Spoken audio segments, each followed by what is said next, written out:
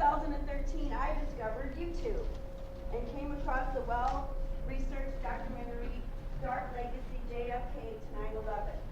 That rolled over into Loose Change, and that rolled over into Architects and Engineers video about the science of the collapses of those 3 World Trade Center buildings. I was able to clearly see the truth based on the science. Newton's laws were not suspended on 9/11. I immediately contacted everyone I knew, all my friends and family. I needed to get help, to get the word out. And then I learned about what cognitive dissonance means. I immediately felt belittled and humiliated by most, warning me not to get involved in conspiracy theories. And then I discovered San Diego 9/11 Truth and Ted and Elise Muga, who founded it. As both a commercial pilot and an engineer, he knew the official story was bogus right away. Then I became a volunteer on the verification teams for Architects and Engineers for 9/11 Truth. Then, realizing that law is going to be the way to justice, I became a volunteer for the Lawyers Committee for 9/11 Inquiry. The most important part of our day today is unity. We here today who realize the awful truth are very special people, for we don't suffer from cognitive dissonance for some reason. We share the common bond of having the courage to see the truth, and we care enough to try and do something about it, exposing it. I am part of an East to West Sisters, 9/11 Sisters group. I've never met these women in person, but I consider them my best friends. I grew up in an IBEW union family. I saw my dad come home injured from fighting men crossing the union picket lines. He showed me that responsibility to stand up for each other and that unity is strength. I remember Bob McElvain, who lost his son Bobby on 9/11 to explosions in the lobby, said something to the effect that if people allowed themselves to research and realize the truth, then they would have to do something about it. Bob McElvain models the courage and actions that we all need to emulate. He is fighting for the justice of the murder of his son, and he is a man of peace. We must stop paying 68 cents on every tax dollar for unending wars that have killed and displaced millions. We lose 20 U.S. veterans daily to suicide. We are funding genocides. Our Constitution is trashed. It is up to we the people to do something about it, for no one else will. United we stand has never meant so much. The good news is that people are doing something about it. The University of Alaska Engineering Department just finished a study proving that fire did not collapse at World Trade Center 7. The Lawyers Committee for 9/11 Inquiry has filed a grand jury petition, and the Franklin Swear and Munson Fire Commission has resolved to support an investigation into the use of explosives. Today, we are honored to have as our very special and important guest, the President of the Lawyers Committee for 9/11 Inquiry, Attorney David Meisenkel, who is a criminal defense attorney, retired police officer of 23 years, and a former U.S. Army veteran. Also, Barbara Honegger, who has served as White House policy analyst, special assistant to our president, director of the Attorney General's Law Review at the Department of Justice, and for more than a decade was a senior military journalist at the Naval Postgraduate School of the Department of Defense. And instead of being live streaming like we thought, we are incredibly honored that New York Fire Commissioner Christopher Joya has flown in specially for this event.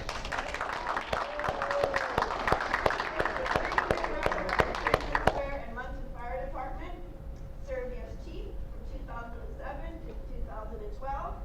He is also a veteran of the United States Marine Corps, as well as being an EMT for 25 years and a member of the Operators Working Union for over 30 years. To start off our event, we will hear from another Lawyers Committee board member, a beloved actor and a man of peace, Ed Asner. Please use the note cards provided for any questions you may have of the speakers. We ask that your questions pertain to the topics discussed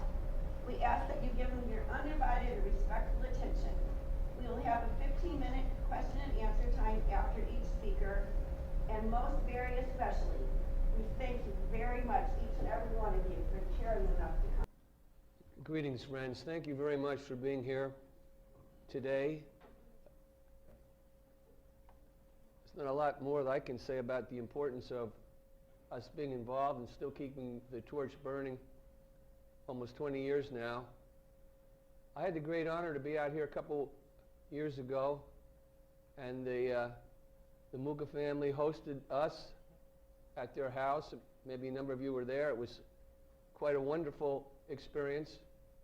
And I realized at that time how important San Diego is and the grassroots interest, participation, and passion for this important issue of 9/11 truth. Now, I said I have a few slides of myself. This is when I got sworn in as a police officer. Now, being in the military, being a police officer, you basically swear to protect and defend the Constitution of the United States of America. Now, I've done it not once as a soldier, not twice as a police officer, but 3 times as an attorney also. So it means a lot to me when I speak about the Constitution and our Bill of Rights. I can't think of anything more precious than that document and those rights to protect and defend for ourselves and our children, our family, our friends, and actually for the best interest of the world. So the various pictures up there is a swearing the allegiance. The second one is a picture of myself, and the third one is I was a whistleblower as a police officer. I defended a family was burned out, shot at, and robbed. It was an African-American family. My lead took me to the police director's first cousin, best man at his wedding. And when I went and let the investigation basically be diverted, I was fired, and I fought them. I won, got my job back, set up an organization, Taxpayers and Tenants Association, and a newspaper, New Brunswick Reporter. And eventually I found good people in the New Jersey State Police Organized Crime Unit, and then I found a wonderful FBI agent, and I worked with him for 2 years.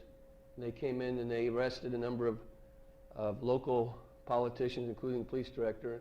He was indicted, along with the city attorney, along with the former head of the Democratic Party, and along with some other big shots who decided to turn evidence for the state.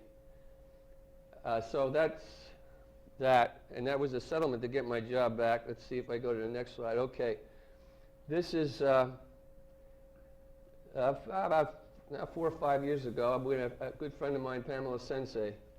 She's dedicated also to the Constitution and trying to get us on the right track. So what we decided to do was to hike from Shanksville, Pennsylvania, in that area where the United 93 crashed, and with backpacks and film gear, and to do the route of the crime scenes, starting in Pennsylvania. So we hiked the backwoods of Pennsylvania with bear spray and snake out. Second day, we saw a big rattlesnake right near us. And when we camped, we put that snake out. It smells like mothballs around the tent. We went to some really humid area in western Maryland, down to Potomac. We were on George Washington's Potomac all the way down to Washington, about 220 miles from the Shanksville area to Washington, actually the Watergate Hotel. We met a guy down there named Lou Wolf. If you don't know Lou Wolf, he's quite an amazing person, and he's written a lot of, he used to have a magazine that exposed a lot of corruption with the CIA and things of that nature, and other people down there. And then we changed gear, and we did probably the more difficult part of the hike. We trekked the highways from Washington, D.C., up through Baltimore, Wilmington, Philadelphia, crossed into New Jersey, then up eventually to the George Washington Bridge, over the bridge, and then down to Ground Zero. And a lot of people don't realize when you cross the George Washington Bridge, you're in Upper Manhattan. You still got 10 miles to go to get down to Ground Zero. All right. So we did that. It took about 7 weeks. It was hard. It was sweaty. It was drudgery, but it was in a lot of ways very fulfilling. And of course, you know, a lot of people could do a lot quicker probably, but we filmed. Pam made we have a film on it, the first part, and she's working on the second part. The second part probably be more extensive. What we did is we talked to people as we went, asking them what they thought about 9/11, just getting their insights and their feelings. So now, let's see. Okay, there you go. There's the guy, Ed Asner, and you heard him at the beginning. Now, Ed Asner is just not an entertainer, as you know that. He's a human rights activist, and he is supporting issues that hardly anybody in the entertainment business, let alone in the legal business or law enforcement or any other profession, has the courage to do. He's calling a question as to the propriety of the investigation that happened in 9/11. So Ed Asner is quite an individual. Barbara, you have in the audience, and she's going to speak shortly. I'm going to introduce her. And she's an incredible woman. She worked at the high levels in the White House, and she's an incredible researcher, has written a remarkable book on the Iran-Contra affair from the Iranian point of view. So that's two of our board members. Now, this is Mick Harrison. Now, Mick is one of the best federal litigators in the country, I think. He's an expert whistleblower over 27 years. He's our litigation director. If we have a question on a case, we want to go forward with it, Mick's the person we're going to direct our attentions to, because that's his expertise, all right? So when we do these Freedom of Information Acts or the cases I'll be talking to you about, Mick has drawn those up with the assistance of other attorneys and with the board. We do something that's reviewed by the board and then approved. But Mick is basically the draftsman. And Jane Clark, she's a remarkable woman. She helped start the Lawyers Committee. She's from Texas, an attorney.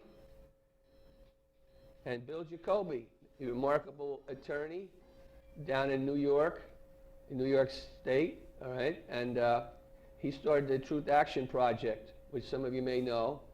And John O'Kelly, who didn't get me a picture yet. I told John we need a picture, and I guess he didn't he wanted to share yet, like most of us, we want to get a better one. And I didn't get the picture yet, but certainly he deserves to be up there. Now, when I talk about 9/11, I like to try and put it into context, because we're coming into a situation that didn't happen yesterday, although it happened 18 years ago. And a lot has happened since that time, where before that time, none of these things happened. Now, as we look over this, and I'll just go around clockwise, over 1 million dead and injured, a lot of people dead and injured because of the consequences of 9/11.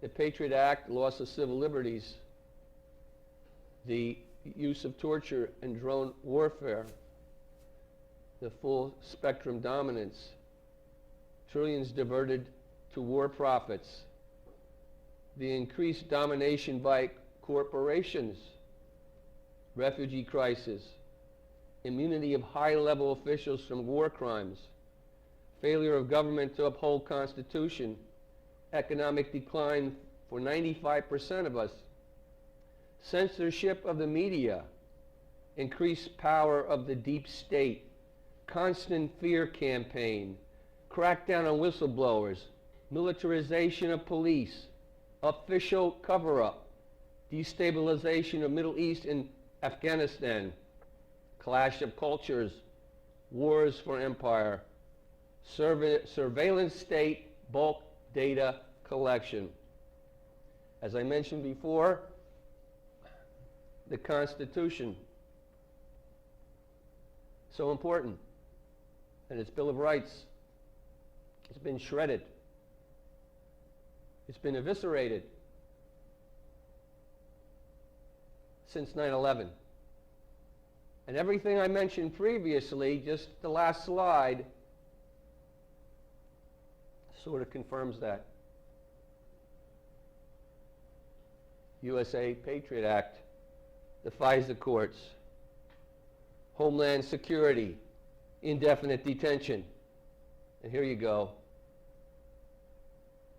Look hard on that.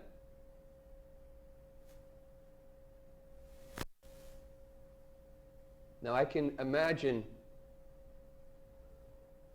the founding fathers, the Sons of Liberty, at their meetings.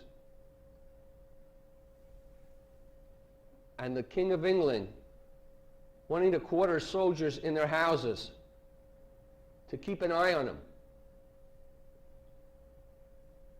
And how they stood up to prevent that.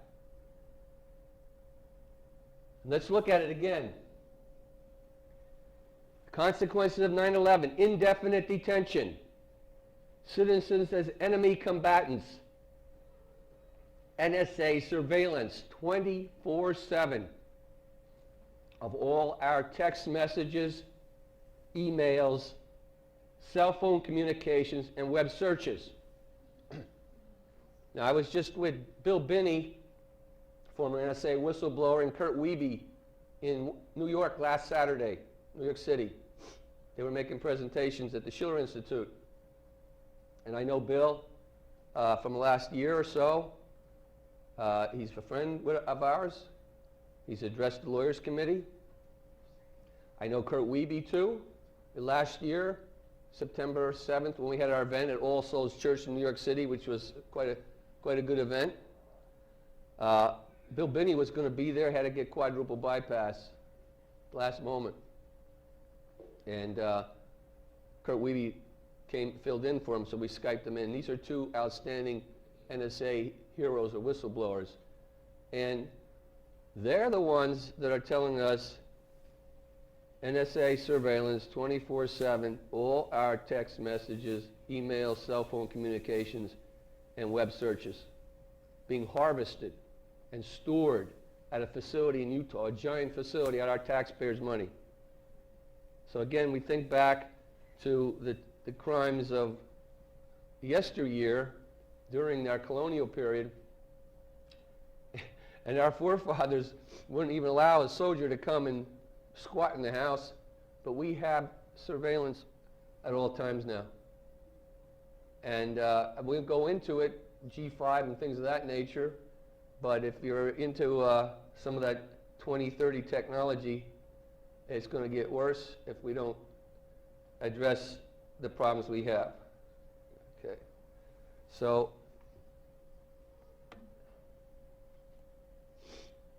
now, this is architects and engineers, I think, have brought this to light like no one else. And as they say, this is smoking gun. Certainly it is. Now, let's just look at this again, because I know we've all looked at it many times, many times. I wish the whole world would look at it. I wish especially Americans would look at it again and again and again. Because I'm going to show you the three towers coming down. Now, it's really important because the Lawyers Committee, our petition, a grand jury petition in New York City, which was filed with the U.S. Attorney April of 2018, and which we received a letter from him in November of 2018 saying, we've reviewed and reviewed your petition, and we will comply with the statute, 18 U.S.C. 3332A. They will comply. The statute is his responsibility is to present the evidence we gave him of controlled demolition in 57 exhibits, this being one in that area of Building 7, to a special grand jury. That's what he said he'd do. And in July, we called him, talked to Mike Ferreira as his assistant, head of counterterrorism. He said he couldn't tell us anything because it's all secret under Rule 6, which is not totally true, because there are things you can tell, especially if there's ministerial records they can give you to indicate that there's some motion or movement in that area. And we told him, if you don't tell us, we have to sue you. We don't want to, we have to. And so we did sue him.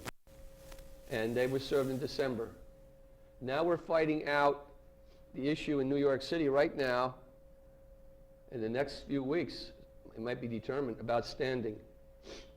So they had the state, or the government came and said we didn't have the standing. Of course, we said we do. Now, we have an opportunity to amend our complaint. And we're going to amend it, and we're going to have super standing. All right? We're going to have real strong standing. Now, this is similar to what they did down in Washington, D.C., which I'll tell you a little bit about later, about the standing issue. Okay? But let's just see if we can get this going. I hope so.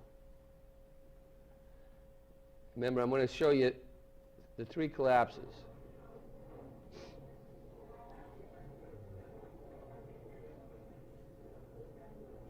It's amazing, incredible, pick your word. For the 3rd time today, it's reminiscent of those pictures we've all seen too much on television before, when a building was deliberately destroyed by well-placed dynamite to knock it down.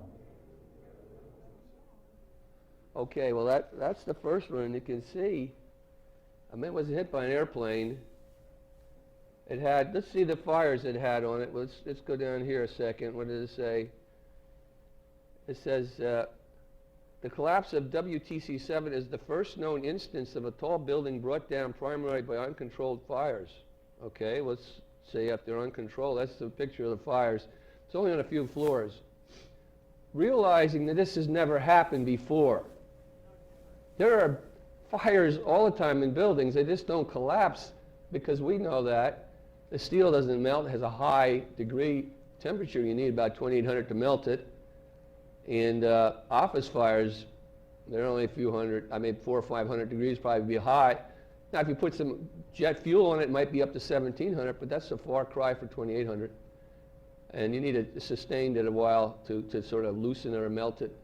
But, so this is, you're seeing some, oh no, think about it. You just saw something, let's look at it again, because you saw something which is actually a miracle. I mean it. We just saw something that's a miracle because this can't happen.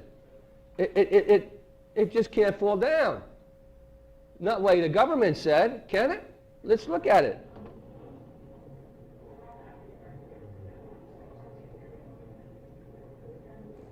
It's amazing. Amazing, incredible, pick your word. For the 3rd time today. Okay, so here you go. Now let's see. This is what it looks like. This was fire burnt for the longest time. I think it was over a day in China. And what did that building come down? No, that's the Mandarin Hotel. That's what it looked like. Didn't look good. Still standing though. Oh, the steel. Now here, let's look at Building 7 again, and you tell me if this doesn't look like something that Dan Rather was saying, it sort of seems like a controlled demolition. I don't know. I mean, maybe I'm think too much. I don't know. What do you think? Does that look like controlled demolition? I mean, left is the Building 7, right is the controlled demolition. Is that right? Left is the Building 7, right is the controlled demolition. Certainly looks like it's the same thing. I don't know. Maybe we all missed something.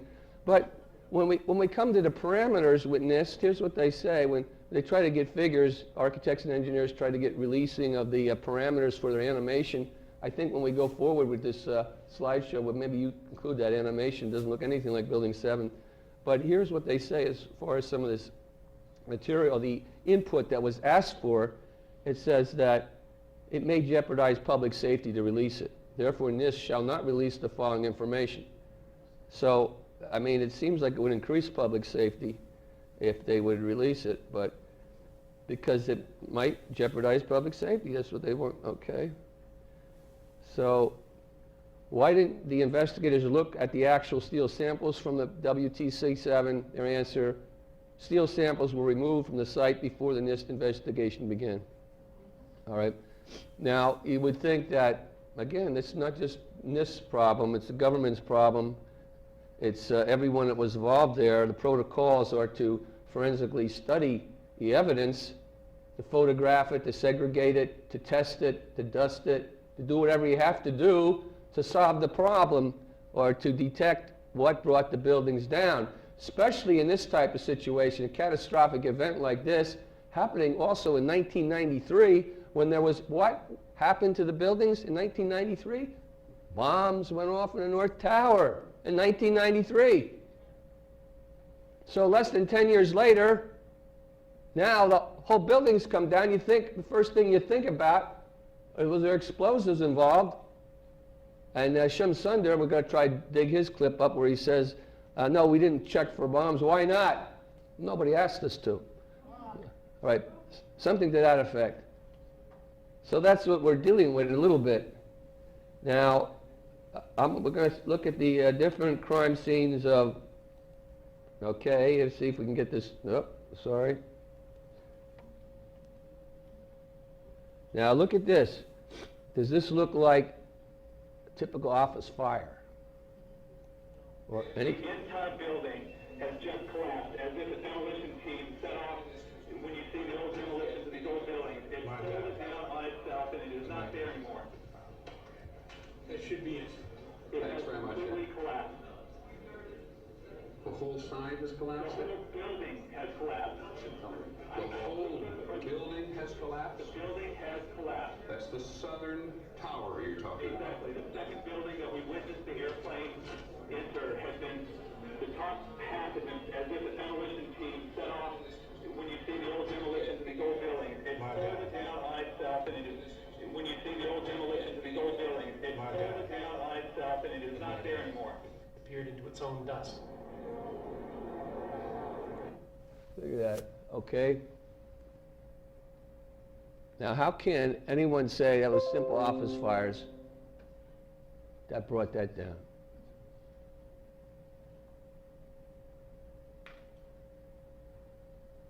If we showed that to the people in this country, I think there would be an awakening like you've never seen before if they just studied it, looked at it, thought through, compare what the government told them, listen to what scientists say you can do with an office fire, talk about free fall and things of that nature. And you just heard this narrator say about the demolition. Looks like a demolition. You heard Dan Rather saying, looks like controlled demolition. This is their spontaneous utterance in law. That would come in as evidence, a spontaneous utterance, because you don't think about it, you just react. So it's strong proof of evidence. When you just see something immediately, what's your impression? Ah, looks like an explosion. Looks like controlled demolition. Well, we got one more. I hate to show you, but let's see. So we know the South Tower was the first one hit around 9:03. It came down 9:59. Then the North Tower came down 10:28. That was hit about 8:48, I think. So this is the North Tower.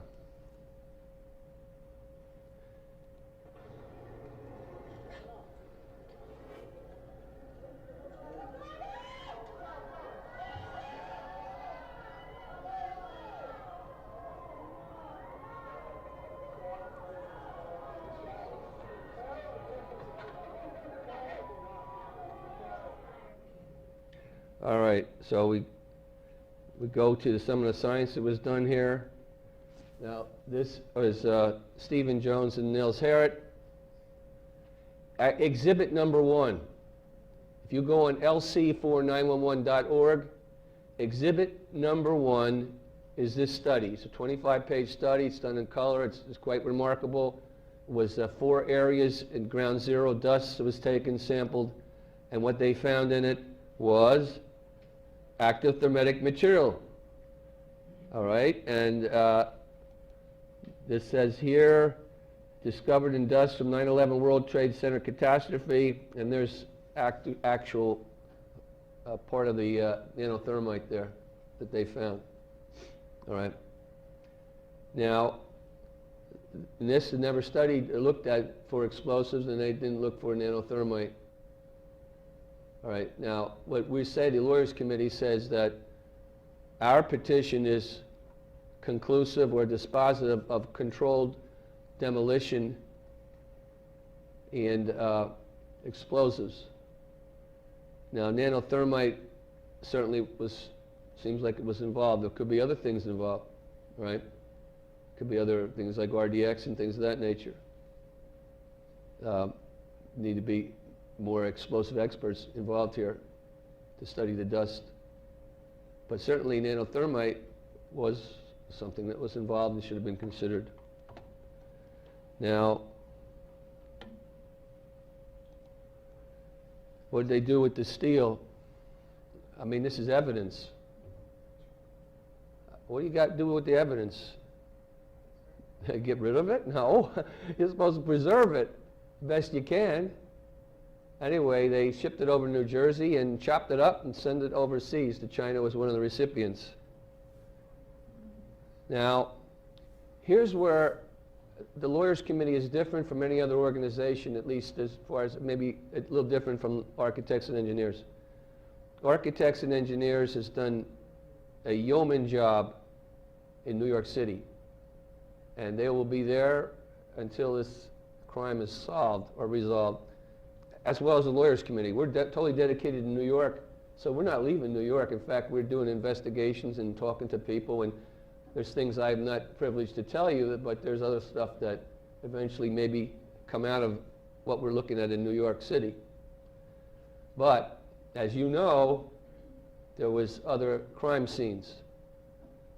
And from the Lawyers Committee perspective, we think all the crime scenes are important. So this one was especially, well, this is,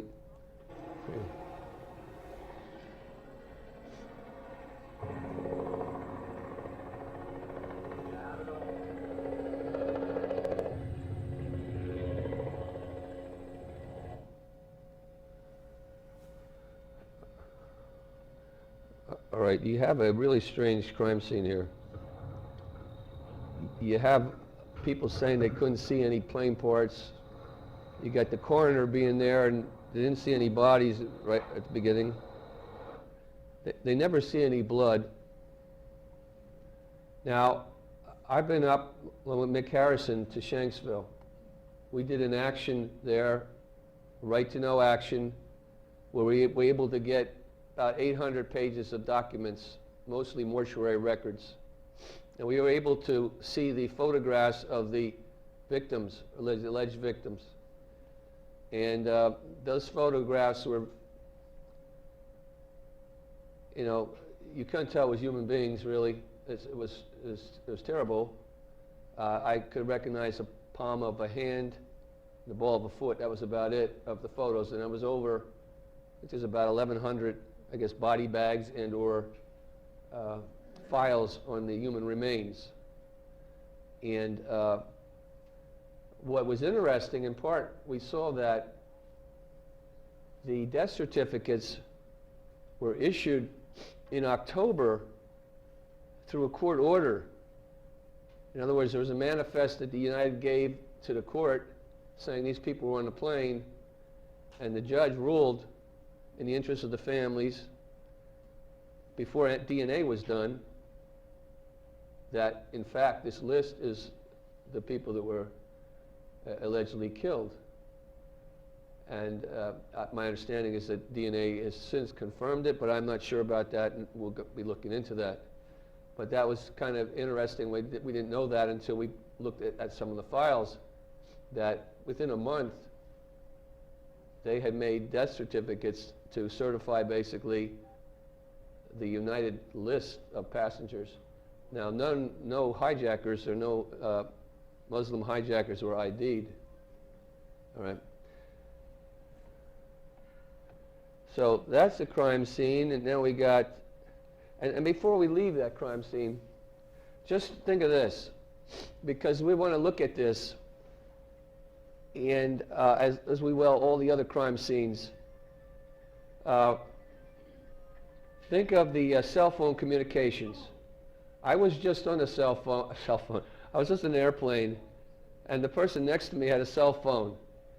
And he showed me the cell phone he had. He had no connection. He couldn't use the cell phone. He couldn't use it. So I asked him. I said, "When if you can make a phone call from up here?" He says, "I have no ability. I'm looking at the cell phone, and he didn't have the linkage to do that." And he said, and had been talking about 9/11. He says, "I'm certainly sure that in 2001 they couldn't do it either, because we know that at least in 2001 it had to be at least anything above 8,000 feet couldn't communicate cell phone calls." And that was the government story. Now they flip-flopped a little around about that with this. Now they say it was earphones, but they're not clear on that. But they had some records of people at real high altitudes calling in. How can that be? Has it ever been challenged? Okay, the Lawyers Committee would like to look into that. You may be aware of Hopkins Airport, where the planes landed there, and people were supposedly taken off one plane. One landed in one part of the airport, one on the other part. 200 people or so disappear into a hangar, an NSA hangar, I think it was, and what we found out. NASA, I'm sorry. Yeah, NASA hangar, you're right. And there's questions as to whether that's accurate or not. We actually had a person contact us from Cleveland who was intimately involved with this because she lost a family member. She says it's accurate. She said people there know that's accurate. And there's other things she told me, but I'm going to tell you right now. So there is a kind of a mystery there. There are sort of these sightings at that time of drones in the area, of E-3Bs in the area. These are doomsday planes. There was E-4B, a doomsday plane over Washington, D.C. You have talk about planes possibly being shot down. But then you also have reports we've read, confirmed, reconfirmed, and then denied of a crash near Camp David, which is heading southeast from Shanksville. So who knows what happened there? It's a strange sight. There's debris for 8 miles. And the initial people there, to a person, even state police officers, even the coroner, even the mayor, they said it doesn't look like a plane crash here. Looks like somebody took a pickup truck and dumped junk in her. We're going to go down another crime scene. All right, most controversial. What caused that ball of fire there? All right. Was it an airplane, commercial size? Was it a remote commercial size airplane?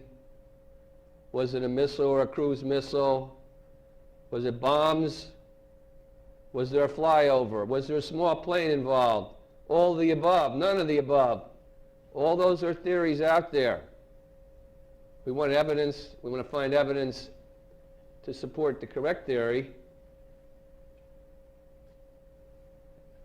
And that is the seat of our military might there, the Pentagon. There's questions as far as the interceptions, why it wasn't intercepted, how this could happen in that space when they had so much advance notice of hijacking and crashes into the 2 buildings in New York City. How could the military be deployed out to sea? Very strange, right? But nobody's held anybody accountable. All right, anthrax, another. Now, I'm not going to go much into this because I think Barbara's going to follow up on some of this. But I live in Mercer County in New Jersey. In Mercer County, New Jersey is where the anthrax generated out of. The first letters were sent out of like Princeton area, Trenton area, Hamilton, West Windsor. So I got it's kind of home to me, New Jersey, and that was anthrax. We all forgot about that. Don't forget about it. What was that? A few days, all of a sudden now we have a Patriot Act and our freedom is being more suspended. Was that a convenience or what was that about? And again, as we talk about the government misconduct and obstruction. I mention these last crime scenes because in New York City we have, thanks to architects and engineers, we have a lot of evidence that's been gathered, and we could put it in the form of a grand jury petition, and we can add to it. Currently, we're litigating that. As I said, the standing question is going to be crucial.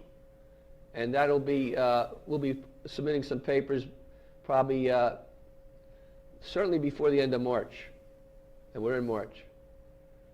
But the other crime scene, Shanksville and the Pentagon, that kind of study that the architects and engineers did has not been done there. What we have done, the Lawyers Committee, we've hired an investigator, one of the top, I think, in the country, and she was involved in TWA 800, and she knows Hank Hughes, who is the main whistleblower, National Transportation Safety Bureau, who reconstructed the airplane, and she's working with us now.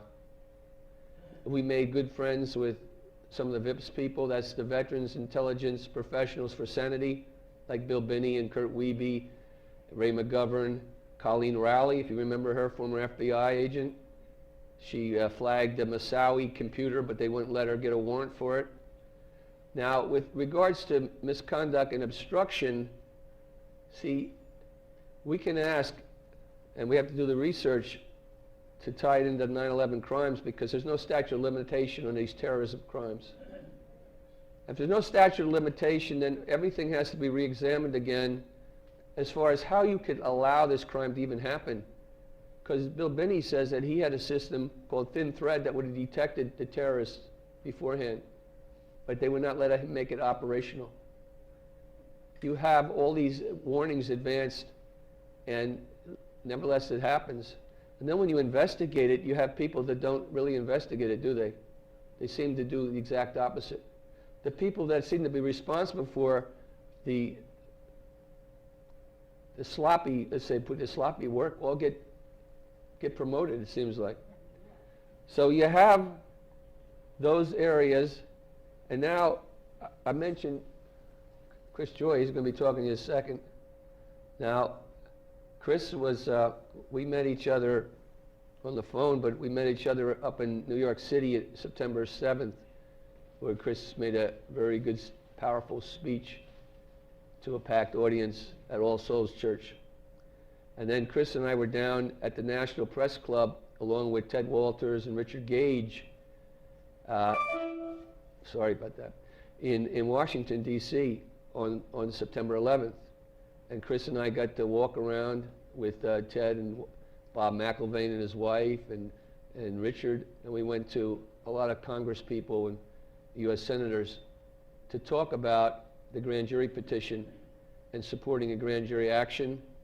Now, he's going to talk to you about something really historical that his department did, or the commissioners that he's involved with, which to me is the most advanced development in 9/11, where it's going actually away from architects and engineers or pilots, and it might come back to pilots, okay, but and to lawyers, and the most crucial to me is firemen, because they took it on the chin.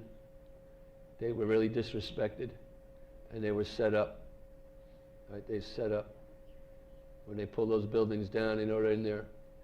Now, I just wanted you to think about, when we saw those buildings go, turning into dust, there's probably at least 2,500 people in there that were turned into dust, too. It's not just that there wasn't a telephone there, or an office fire, or a desk chair, as you hear some of the first responders say. There's hardly any bodies there either, or they weren't recognizable.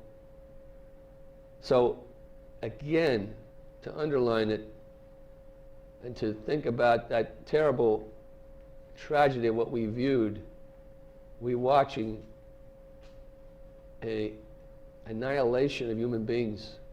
Willful and intentional.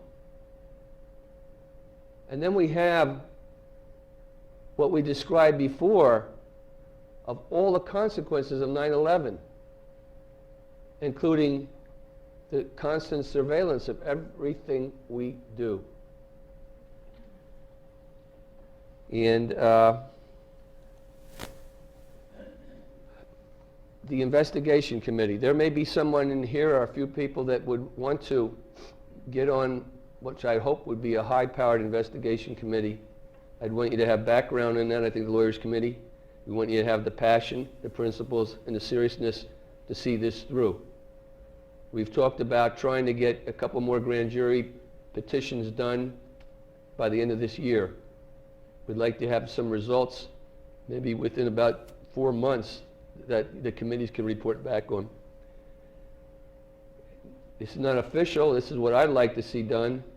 I'd like to see 4 more grand jury petitions before the 20th anniversary of this terrible crime. So besides in New York, we'd have a grand jury going in Pennsylvania. We'd have one in Washington, D.C., maybe 2. One in the Pentagon and one in government misconduct. Decide whether we file on the anthrax. That's what I'd like to see. Whether that'll happen, I haven't the slightest. It really is up to people, because one is we need to get some good people dedicated. And I don't mean you don't have to have, because you've all done your research, probably, you may have a sense of what happened at a certain site. That's fine. But we all have to have the ability to examine evidence. So if something comes in that contradicts what we thought, we're willing to be flexible and maybe change our opinion. That's, I think, key. So, again, I know your group is really a good group, and you may have somebody that wants to get in one of these committees. That's be anthrax, that would be the Pentagon, the Shanksville, the government misconduct, and New York City for that matter, because we're still working in New York City. And as I said before, we have a really good investigator now. This was, would your government lie to you? I don't know. Do you think? I don't know. Let's see if there's any kind of official position on that. First, what's the cadet motto at West Point? You will not lie, cheat, or steal, or tolerate those who do. I was the CIA director. We lied, we cheated, we stole. It was like we had entire training courses. Okay. I have a lot of other stuff I'm not going to go into. I think this was long enough. This was our first PowerPoint like this. Hopefully it'll be better next time and be a little more organized. And I thank you for listening to it. And I think I got a lot out of it actually. All right, to review these. And I'm not even going to do it. I was going to show you one more time that the buildings collapsed. I don't have to do that. But that sticks in my, you know, it's a point of contention in my spirit and my soul. So I appreciate it. If you want to help us out financially, Lawyers Committee for FOR911.org. That is really important, because with that money, I didn't mention the FOIA campaign. This is important. In order to do our investigations, the Freedom of Information Act, it creates an ability for citizens to get some transparency for government. As Ed Asner said in the beginning clip, the FOIA is very important. We would like to do an aerial assault of FOIAs in the government, an aerial assault, and maybe do 40 to 50 FOIAs are really well tailored to get the evidence we need to prove our case or to litigate it. One FOIA, we can do so many in-house, but you can only do so many in-house. We have to ship a lot of them out, probably most of them, to private attorneys. Each one of them, even if they're doing us a favor, will be somewhere between $5,000 and $10,000. You can see just if we had 20 FOIAs at $10,000, that's $200,000. If you want to take on this Goliath, that's what you have to do. That is available means to address right now. We may have to do a suit on the obstruction, because every time we do a FOIAs, they block it for some reason. It's exempt or it's not declassified. We may have to do a major lawsuit on that to force their hand. But we've made contact recently with the former FBI whistleblower, Top Notch, and a former attorney who lost a brother related to Oklahoma bombing. Both of them are experts on FOIA, and both of them said they would help and assist us. All right, so that's another avenue. So you can help out by just keeping the torch going, like you are now, being here, spreading the word to your friends. If you have the abilities to want to get on a committee, and the knowledge and the background, so to speak, you're certainly pretty sure you'd be welcome. And if you have the financial ways and means, or if you know someone that does, that translates into helping the Lawyers Committee do something which no one in the country is doing. We are trying to gather the evidence beyond New York City to Pennsylvania, Washington, government misconduct, the anthrax, and to tie it all together if it can be done. And that's not an easy task. I appreciate it. Thank you very much.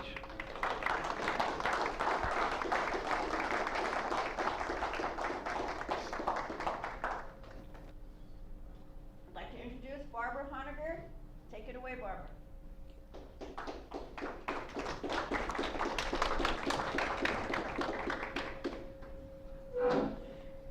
Okay.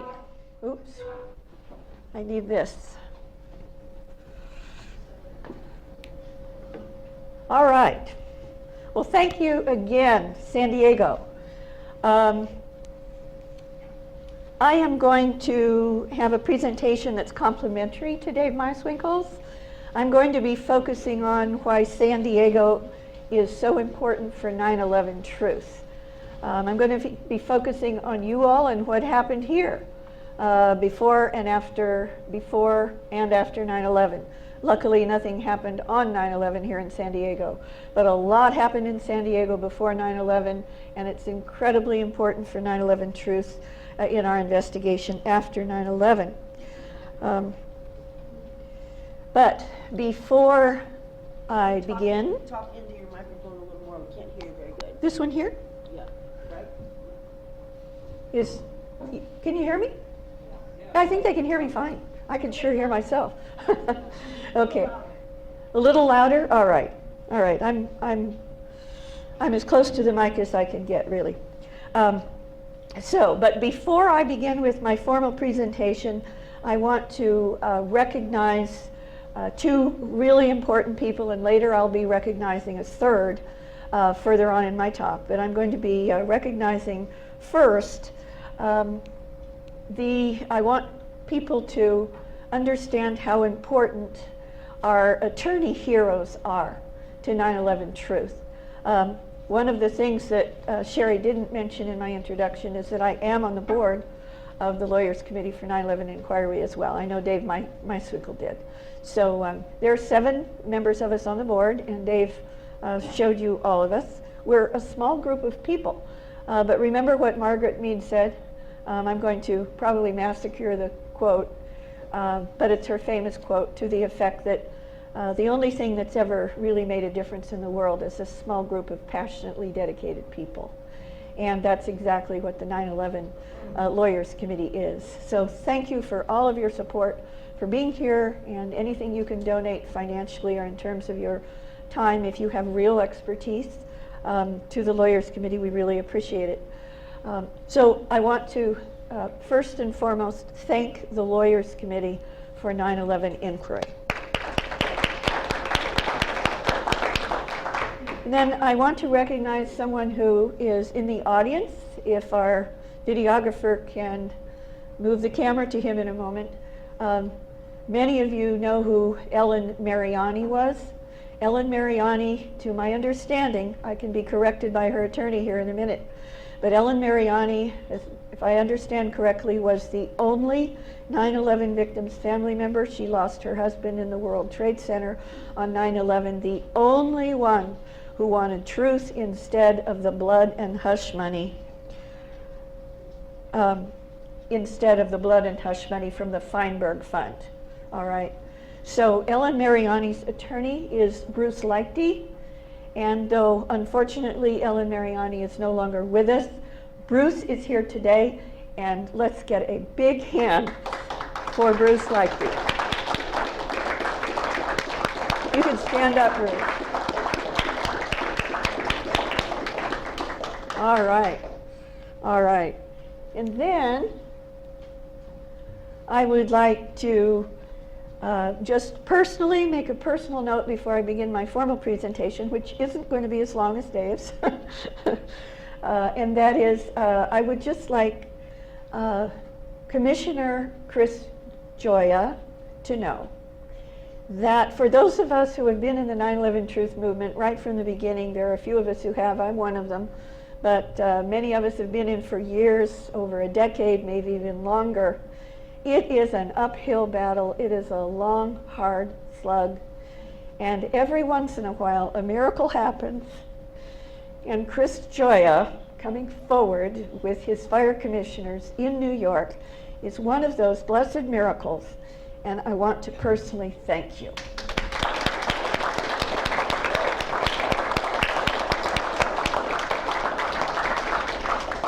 And Chris, for later, I've actually made this cap for you.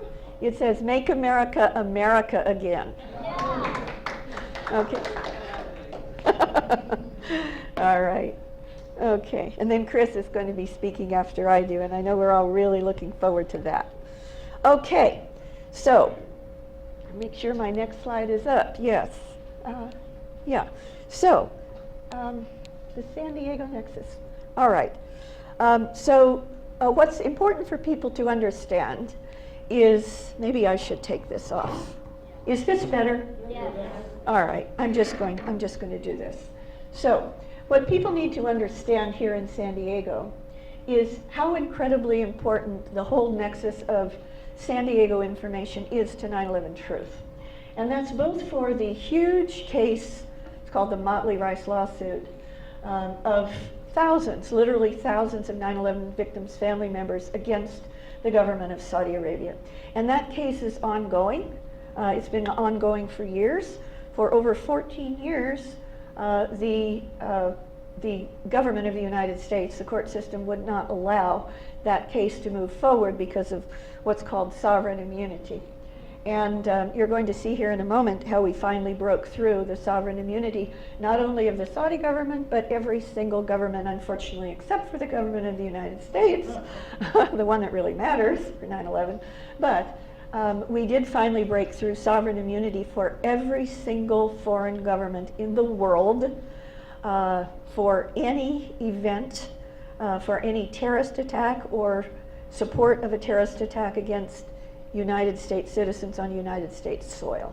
Okay, so you're going to see here in this presentation the importance of the San Diego Information Nexus to that huge lawsuit, and also to a lesser extent, but also to the very, very important 9/11-5 case against Khalid Sheikh Mohammed, the alleged mastermind of 9/11 according to the official story, and 4 others of the so-called 9/11-5.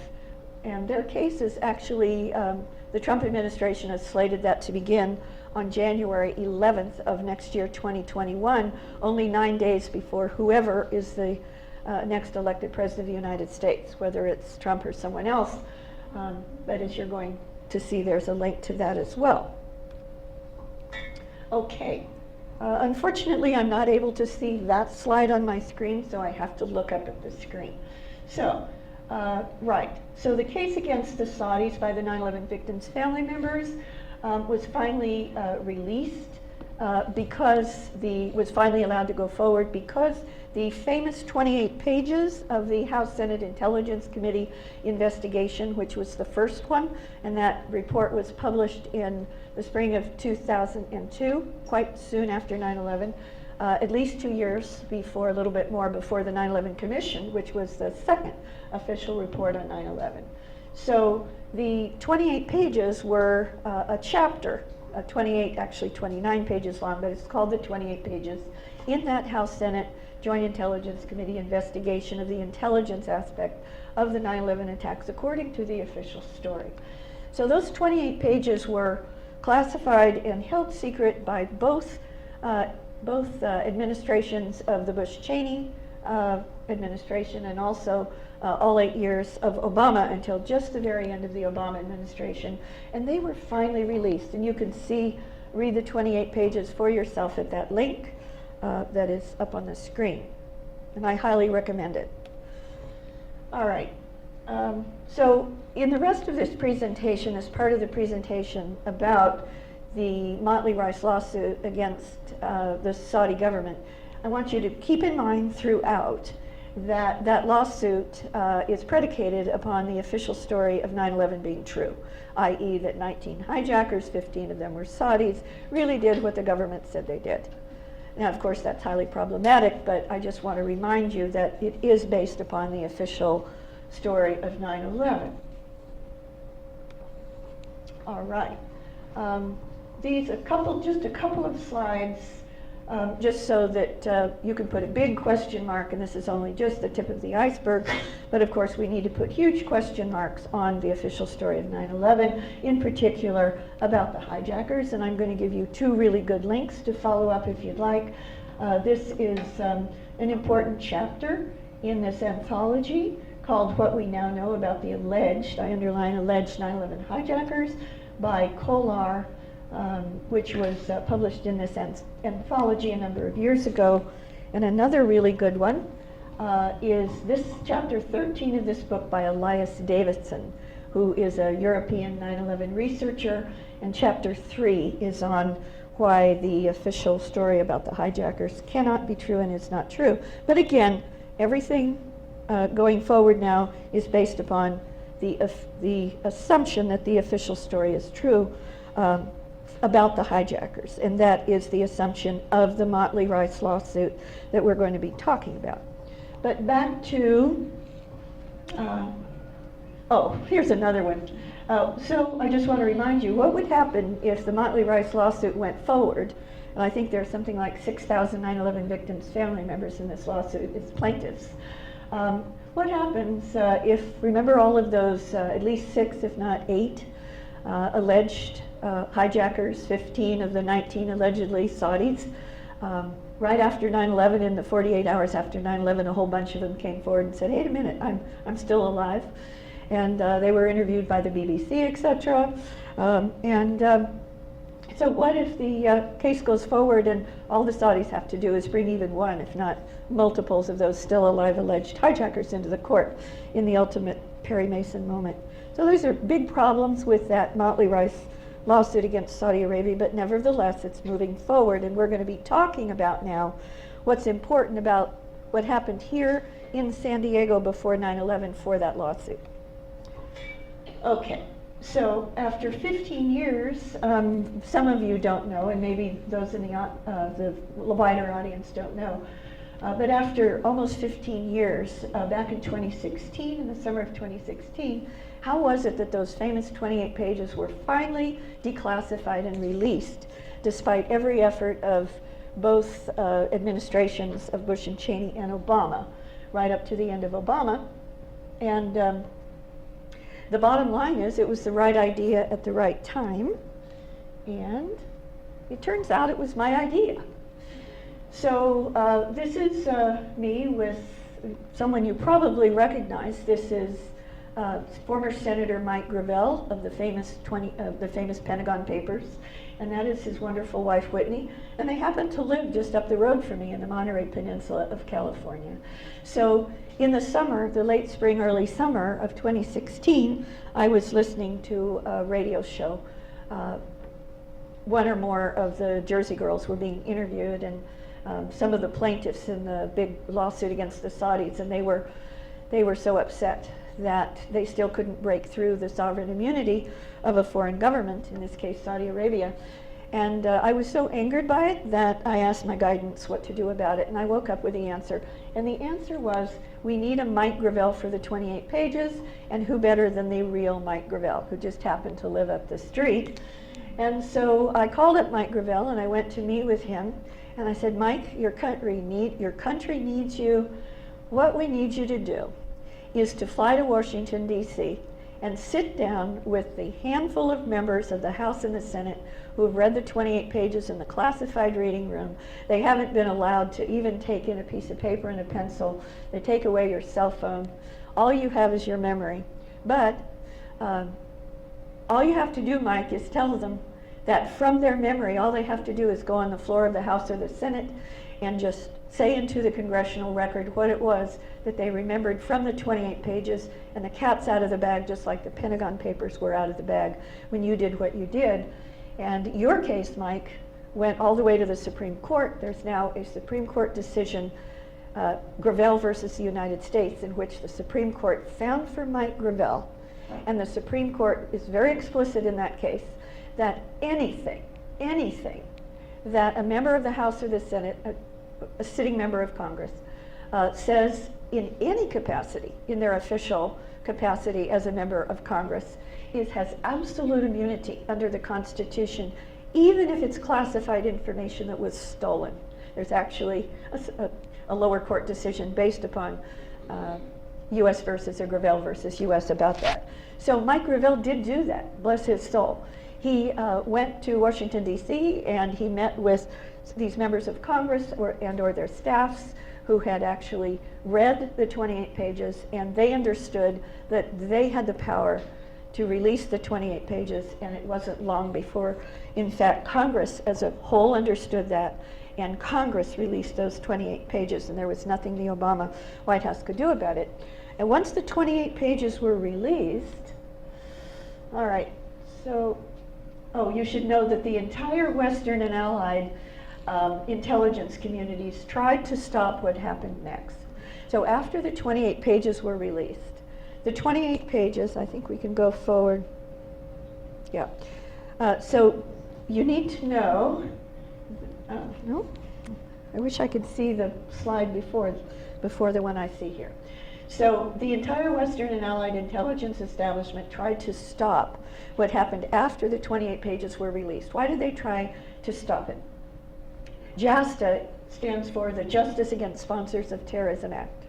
So once the 28 pages were released, and you can read them, I gave you the link, the 28 pages have 17 references to Prince Bandar, who at the time before, on, and after 9/11, Prince Bandar, so close to the Bush family that he was known by them as Bandar Bush. He was the Saudi ambassador to the United States before, during, and after 9/11, for quite a while after 9/11. And he is 17 times in the 28 pages. And there's a whole nexus of support for these alleged Saudi hijackers before 9/11 by Prince Bandar. And there are middlemen between Prince Bandar in terms of support, in terms of financial support, getting them money, in terms of finding them places to live, in terms of their being trained as pilots in the United States, all kinds of support for these alleged Saudi hijackers between Prince Bandar. So they're cutouts, as they call them, or intermediaries.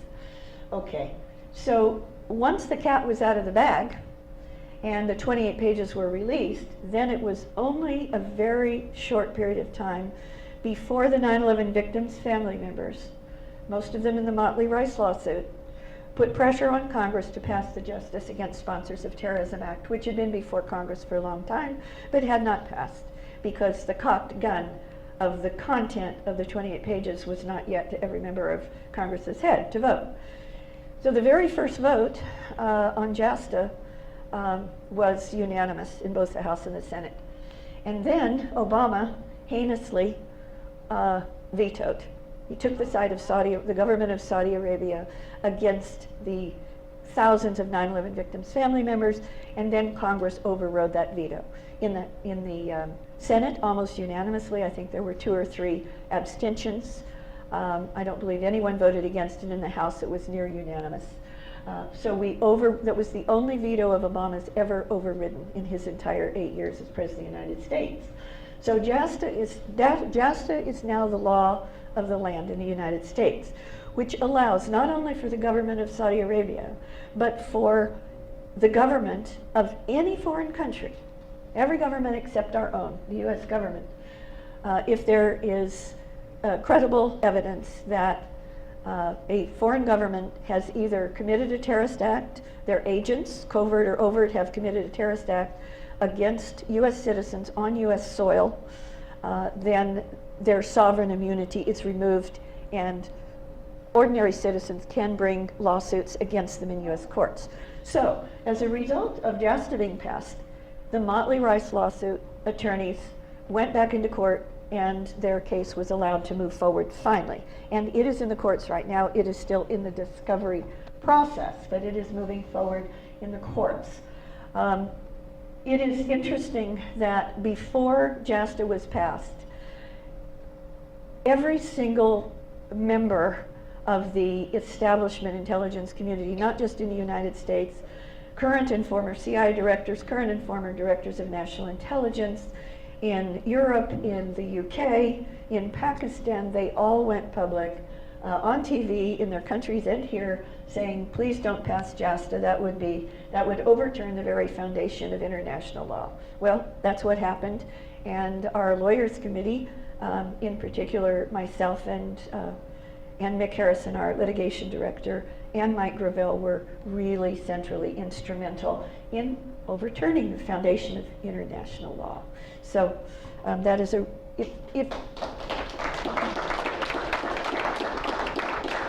I know that the Lawyers Committee is going to have many, many more successes, but if that were our only accomplishment, it is huge. It is truly huge moving forward in the whole world, not just in the United States. Okay, next slide. And you should know that as a result of what we accomplished with JASTA, legal scholars and historians are now paying real attention to 9/11 truth information. And this is just one of many examples. 9/11 as a false flag, why international law must dare to care. And I highly recommend you looking up that article. All right. So, now back to the San Diego nexus with that context. Back to the San Diego information nexus about 9/11 truth. So it's important for you to understand that the 28 pages are only about 2 of the alleged 9/11 hijackers, only 2 of them. Both Saudis, and both, coincidentally, according to the official story, again, on just one of the 4 planes, the Pentagon plane, as it turns out. So the 28 pages is about these 2 guys, Al-Hazmi and Al-Midar, and their pre-9/11 attack San Diego support by Prince Bandar and his Saudi government intermediaries. And this just shows you, kind of in a graphic way, how close President Bush and the whole Bush family is to Prince Bandar, that they referred to him as part of the family as Bandar Bush. And then this is a great photograph. This is only 2 days after 9/11. This is on the Truman balcony in the White House, where Prince Bandar, the Saudi ambassador to the United States, who's 17 times in the 28 pages, that he is meeting with President Bush, Vice President Cheney, National Security Advisor Condoleezza Rice, and some unidentified gentleman. You can only see his shoes in the lower left. I don't know who that is, and I haven't been able to find out. But they were celebrating with cigars, celebrating on the White House balcony 2 days after 9/11 with Prince Bandar. That's how close they are. All right. Now, this is an important slide. It graphically shows what I just said, and that is, this is the so-called San Diego nexus that is so critical to the 28 pages, and the 28 pages are central to the Motley Rice lawsuit against the Saudi government as we are speaking. It's in discovery now, and we're talking about thousands of plaintiffs who are 9/11 victims, family members, and survivors, who are the plaintiffs in that suit, in that lawsuit. Okay, so over on the left is Prince Bandar, and then there were these, actually 3. This graphic shows 2 of the intermediaries who are in the 28 pages. There's also a 3rd, whose name I can't pronounce. It begins with a T. But over on the right are these 2 hijackers, alleged hijackers, who entered the United States in early 2000. And they were set up in their apartments, in their housing, in their training, in their finances by these intermediaries of Prince Bandar. So these two hijackers are central, and only those two, to the 28 pages, and therefore, because the 28 pages are central to the Motley Rice lawsuit, with thousands of 9/11 victims' family members as plaintiffs, these two guys are really important. Okay, and this one of the two hijackers, alleged hijackers in the 28 pages, Nawaf al-Hazmi, is going to be particularly important for what I'm going to say here in a little bit. All right, this is an important slide. Richard Clarke was the counterterrorism czar in the Bush-Cheney White House before, during, and after 9/11. He had actually been in that position in previous presidencies as well. So he's one of our country's top counterterrorism experts. So he was on the National Security Council in the White House, and if you may recall, once the 9/11 Commission started rolling, he was the guy who testified to the 9/11 Commission and said to the Jersey girls and the rest of the 9/11 victims' family members in the audience, your country failed you. He was the only one who's ever apologized, to my knowledge, officially by our federal government to these people.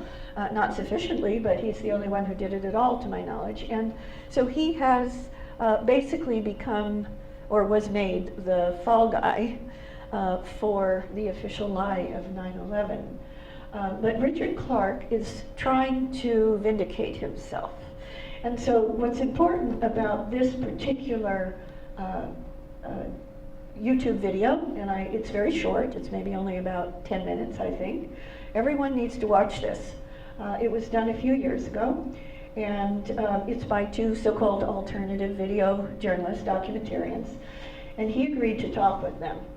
And basically what he tells them is that these two San Diego alleged hijackers, al-Hazmi and al-Midar, if he, Clarke, had only been told that they were in the country before 9/11, starting in 2000, that he, Clarke, would have initiated a huge investigation in the last 2 weeks before 9/11, and he claims 9/11 would have been prevented. And he blames the then CIA director for Bush and Cheney, George Tenet, for keeping him in the dark, never telling him about those two critical alleged Saudi hijackers, the only two in the 28 pages. They were in San Diego. Okay. All right, so this next slide is about another San Diego nexus that's critically important, not only for the Motley Rice lawsuit and those two alleged Saudi hijackers from the San Diego area coming here and living here in the 2000s. And that is, believe it or not, the FBI agent who was placed in charge by FBI Director Robert Mueller, yes, the Robert Mueller. Robert Mueller put this man, Richard Lambert, in charge of the entire investigation right after the attacks of 9/11. Here in San Diego, he was with the San Diego FBI office at the time, and he was placed in charge of the entire investigation of those two alleged hijackers here in San Diego. And perhaps not coincidentally, I don't think it's a coincidence that later, after about a year of doing that investigation here, that Richard Lambert also was placed in charge of the entire anthrax letter attacks investigation. Now that's a very unusual nexus. Okay, now what you need to know about Richard Lambert, and this is really exciting, is that Richard Lambert is open to 9/11 truth. Richard Lambert is now an FBI whistleblower. He's no longer with the FBI. He sued the FBI. And I highly recommend these two articles. Head of the FBI's, that's Lambert's, anthrax investigation says the whole thing was a sham. And in particular, Richard Lambert has gone public in his lawsuit, in his complaint. And if you'd like the complaint, just ask me. It's on the web, but I can send you the link to his actual complaint, his lawsuit against the FBI, which he did not win. But the complaint contains his under oath statements about this.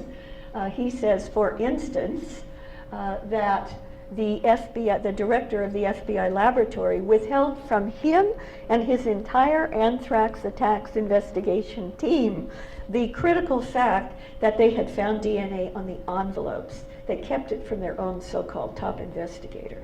So we're talking about Robert Mueller and on down, the very top of the FBI, making sure that the anthrax attacks were not properly investigated, and their fall guy was the guy they put in charge of it, Richard Lambert, who has now sued the FBI. The second article, former FBI agent sues FBI, claims retaliation over his misgivings in the anthrax case that he went public with, including in his suit against the FBI. So how do we know he's open to 9/11 truth? Because in 2016, the critical event that started our whole lawyers committee serious investigation of 9/11, that was held on the anniversary in 2016 in New York City. And it was called the Justice in Focus Symposium. It was put on in jointly with Architects and Engineers for 9/11 Truth and the Lawyers Committee for 9/11 Inquiry. And at that event, we actually convened our Lawyers Committee board, and we voted to start this official investigation that we're now in. One of our board members actually had contacted before that event Richard Lambert, because he'd already sued the FBI. We already knew he was an FBI whistleblower. And one of our board members contacted him and asked him if he would participate in our event. And he said, oh, I'd be happy to, but I have this other appointment that I have to keep. So hopefully Richard Lambert will be working with the Lawyers Committee, and I very much hope that he will and expect that he will in the near future. Okay, let's see, San Diego area witnesses, yes. So for anyone who is here in the audience or seeing this, either the audio, the edited audio, to get out all our technical glitches, the video of this program today will be on the Lawyers Committee's YouTube channel in the not too distant future. You'll be able to see this whole event. And for anyone, hopefully, who is watching the live stream, if it's still going on, if you are a witness to any of what we've talked about, please come forward to the Lawyers Committee. We are looking for witnesses to anything about 9/11 who are willing to do a sworn jurat affidavit. But probably the most important witnesses that we could have for the Motley Rice lawsuit against Saudi Arabia that's going forward right now would be anyone who was a witness to Prince Bandar himself, not an intermediary, but Prince Bandar himself being in physical presence of either Al-Hazmi or Al-Midar in 2000 here in San Diego. That would be the most important thing for them, for all those thousands of 9/11 victims' family members to win their case. All right, and so I would now like to recognize someone in the audience. I'm going to get a little emotional about this. We already have an amazing witness who has come forward to the Lawyers Committee, and we have worked with him. He has been courageous in everything he has done ever since before 9/11. He is here in the audience with us. I'm going to ask him to stand up in a minute.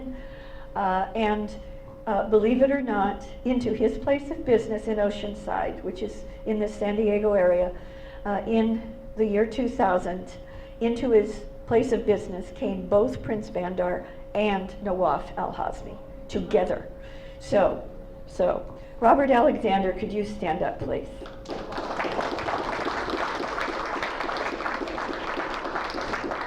Thank you for your courage, Robert. We really appreciate it. You are an example. I know that either in this room or watching the live stream or watching the archive video on the Lawyers Committee's YouTube channel page, that there are other witnesses. We're looking for other witnesses to Prince Bandar being with either Nawaf Al-Hazmi and or Al-Midar and any of the other alleged 9/11 hijackers here in the San Diego area to please come forward to the Lawyers Committee. All right. We already have our one great example. This, by the way, Bob Alexander has done a sworn jurat affidavit. The Lawyers Committee has that. And this is a page from his, at the end of his sworn jury affidavit, where he has circled 2 of the alleged hijackers who were physically in his presence, Nawaf al-Hazmi and Mohammed Atta, both. Okay.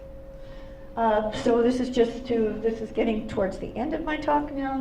I want to just remind you that Richard Lambert, who sued the FBI, who's open to 9/11 Truth, we're hoping to work with him in the future, that he was the FBI agent in charge not only of the investigation of Nawaf al-Hazmi and Almidar, right here in San Diego, but also later put in charge by FBI Director Mueller of the entire anthrax letter attacks investigation that is the outside of the envelope to Senator Leahy. And in those envelopes to the 2 senators were military-grade enhanced weaponized anthrax. It was aerolol sized, I'm probably mispronouncing that, and it was 1 trillion spores per gram. 1 trillion spores per gram. And believe it or not, we know he's no longer alive, but a man by the name of William Patrick, who was one of the top bioweapons experts for the United States government, had, and perhaps his estate now owns, but he had, while he was alive, the private patent for for producing 1 trillion spores per gram weaponized anthrax. So we know who did that. Okay, and last few slides. Just to remind people, we will be following up, the Lawyers Committee will be following up all of these other areas of investigation, including eventually the anthrax letter attacks. Now, I'm taking off my Lawyers Committee hat now just to say that we're not endorsing these next 2 slides, but they are just to give you an example of some places where you can get really good information that you will not believe when you see it about the anthrax attacks. This is my article that was published back in 2008 in opednews.com or .org. The anthrax links to the day of 9/11 itself. Now, the official story of the anthrax attacks is that the first letter wasn't mailed till September 18th, and that the first person didn't die from it, Bob Stevens, down in American Media Inc., down in Boca Raton, Florida, the Florida area, until October 5th.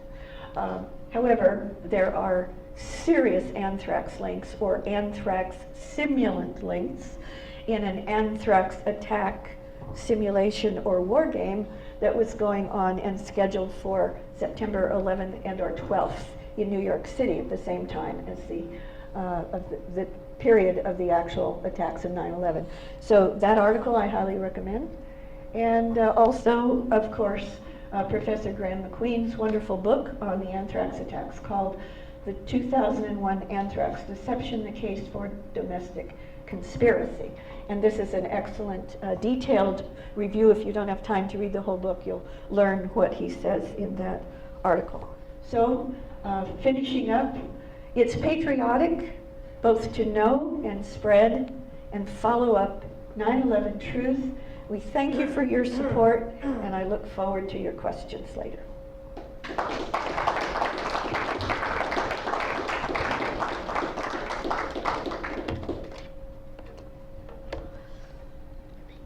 Okay. Thank you very much, Barbara. We're so honored to have you and everyone here, and thank you for all of you for being here. And now we would like to bring up Fire Commissioner Christopher Joya. Let's give him a warm welcome. Come on in and bring him up. The start speed for us today. He's got to fly out of this tonight. Thank you very much. Here's your hat. All right, good afternoon. That light is shining. You can't see your face. Oh, okay. I wanted to thank the 9/11 Truth here in San Diego for inviting me to come and speak. I want to thank Cheri. I want to thank the San Diego 9/11 Truth for inviting me to come and speak. It is an honor for me to come to San Diego. I wouldn't miss this for the world. I really wouldn't. I haven't been to California in about 40 years. But I'm honored to be here and speak before you good people. So that being said, for those of you who don't know me, my name is Chris Joya, and I'm a fire commissioner with the Franklin Square and Munson Fire District in Nassau County, New York. And it's a town of about 30,000 residents, 30 miles due east of Manhattan. I got involved with the movement because actually a few of my good friends were killed on 9/11. For 10 years I didn't question the official narrative, and from talking to people, it became apparent to me that the official narrative wasn't correct. So I wanted to do something for my friends, and I found myself in a unique position, being a fire commissioner, that I could do something to make a statement, and it would help of the Architects and Engineers Initiative, and it would help the Lawyers Committee, who have been pushing forward with trying to get justice. So I decided that if I could get the other fire commissioners in Franklin Square to endorse a resolution of support, that would really be making a statement, and it would bolster the movement. So on July 24th, the Franklin Square and Munson Fire District unanimously approved the resolution in support of the petition that was submitted by the Lawyers Committee, calling for a new investigation, grand jury investigation of the events on 9/11.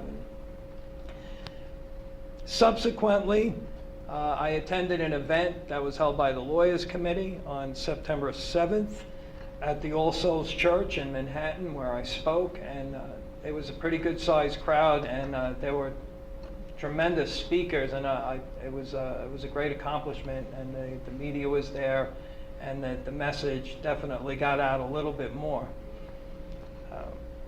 On September 11th, as David said, we went to Washington, D.C. To a press conference at the National Press Club, and we spoke there along with David and Richard Gage, and we announced the initiative, the Justice for the 9/11 Heroes initiative, and opened up a website with help from the Lawyers Committee. And then Bob McIlvaine spoke as well, and after that, all of us went to congressional offices where we were trying to get congressmen and senators to support the Bob McIlvaine Act, which would call for another investigation into the events of 9/11. So we're trying to put pressure on Congress as a delegation. And we got some positive responses from several senators and congressmen. I've also written, as fire commissioner, I've written to almost every congressman and senator, and I included a copy of the petition that was submitted by the Lawyers Committee, just to make sure that they had their copies. I've written to multiple news agencies. I've been putting the petition out there. I brought this matter up. I've been pursuing this with the fire department, because I feel that the fire department needs to weigh in on this, and that people will listen if the fire department joins ranks, and we join forces together, because the fire department and the police department and the EMS took a hit on 9/11. We all took the hit. The country took a hit. But if the fire department gets in there, now you have a uniformed service, and people will recognize that. So I've written multiple agencies. I brought the matter up with the fire department. I'm involved with the Fire Districts Association of New York and the Fire Districts Association of Nassau County, which is comprised of 72 fire departments. And I made a motion that the Fire Districts Association of Nassau County support the Lawyers Committee and the petition before the Southern District of New York and the United States Attorney.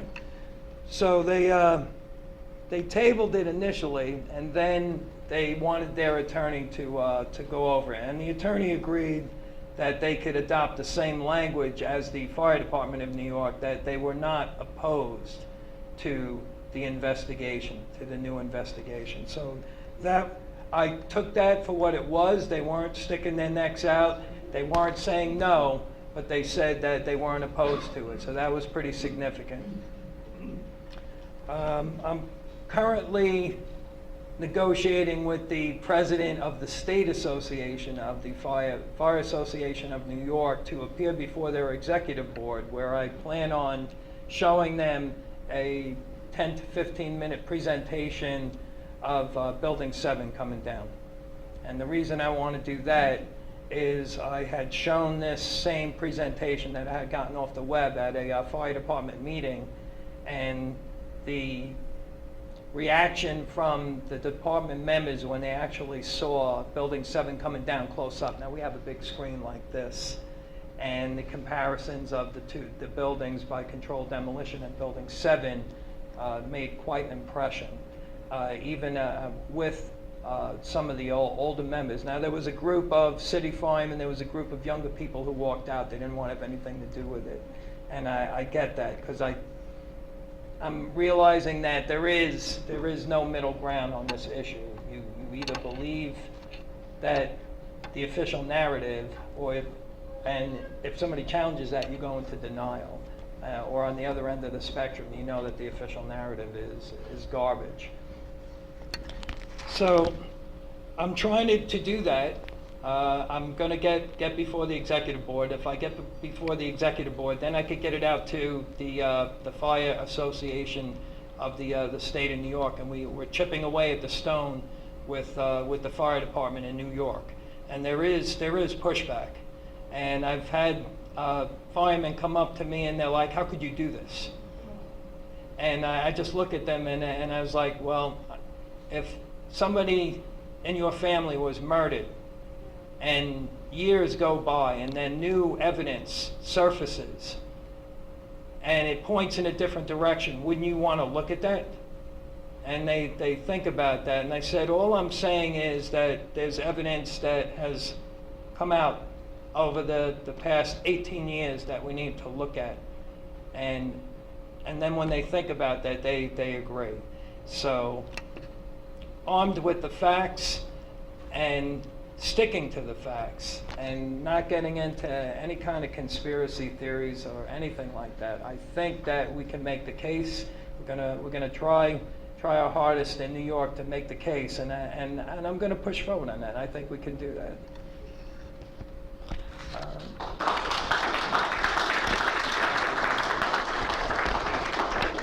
I know a lot of you have been putting it out there as well, and you've been experiencing the same thing, and I know you probably hear it from your relatives and your friends, and it's, you know, it definitely bothers you, because you know that what you're doing is right. And it's kind of frustrating that they don't see that, but I get that and I respect that, and I tell people that. I said, listen, I respect your opinion. You know, that's what it's all about. We agree to disagree. I'm not trying to ram something down your throat. I'm just saying, just look at it. And along those lines, I would say that Winston Churchill is my hero, and I draw tremendous strength from him. And I would say this to you, that he said, you have enemies? He said, good.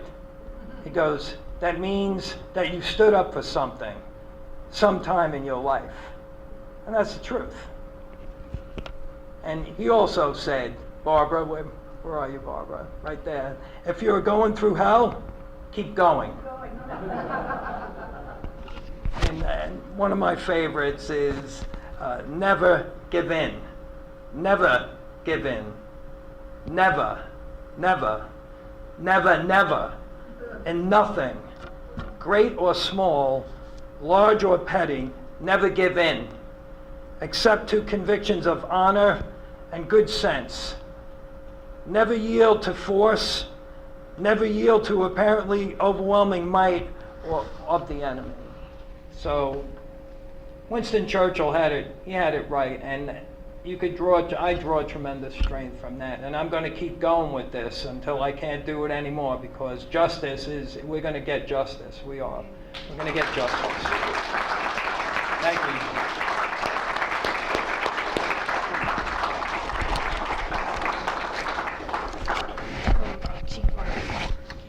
Okay, Cheri asked me to tell you the story of Chief Oriole Palmer. Oriole Palmer was a battalion chief with the Fire Department of New York. And on 9/11, not only did he succeed, they had communication problems with the radios. The radios went down, they had all kinds of problems. So he fixed the problems with the radios and got the radios back working. And he made it up to the 78th floor and the South Tower, and that was the fire floor. Now, this is a tremendous effort on his part, and when I was at the All Souls Church event, I actually spoke with several members of his unit, and they said if there was one guy in the FDNY who was going to make it up to the top of that building in that kind of condition, it would have been Oriole Palmer. And Oriole Palmer got up to the fire floor, and he was talking on the radio, and when he got there, he said that he found 2 isolated pockets of fire, and that it wasn't a raging inferno. There were a lot of dead people up there. There were dead bodies. They were tripping over dead bodies, but he was on the fire floor, he was below the fire floor, and he was above the fire floor where the plane hit. And he radioed back, I have 2 isolated pockets of fire, and we should be able to knock it down with 2 lines. So you have a battalion chief with the Fire Department of New York, experienced man, knows what he's up against, sees what is going on up there, and he knows that he could put this fire out. A few minutes later, the South Tower collapsed. So as David said, and it's maddening to think that this event happened, and not only was it planned, but they brought in the first responders as well. And then when the first responders were getting a handle on it, because of their bravery, they pulled the plug and took the building down with all of these innocent people in it. And it's terrible. It is. It's just terrible. But that is the story of Oriole Palmer. He's a true hero. Not some of these sports figures who do this and do that, and they're put out there as heroes. Those people aren't heroes. The firemen who went into the towers and the policemen, they were the heroes. And the first responders, they were the heroes. And they need to be recognized.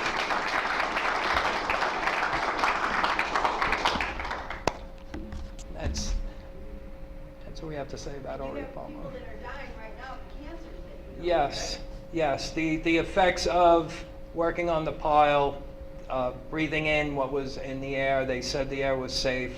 I get it. You need to initiate the rescue operation. You're going to have to tell people that it's safe to get people to come down there and work. I don't think anybody, they knew it wasn't safe, but I don't think that even if you knew that it wasn't safe, nothing was going to stop you from going in there and trying to do the job and trying to get people out of the rubble, see if you could find anybody alive. You know, that being said, I don't think it was a malicious thing on an act on the part of the government by saying that they had to just say it just to get people in there to do the job. We had to get in there and clean it up and look for survivors if there were anybody.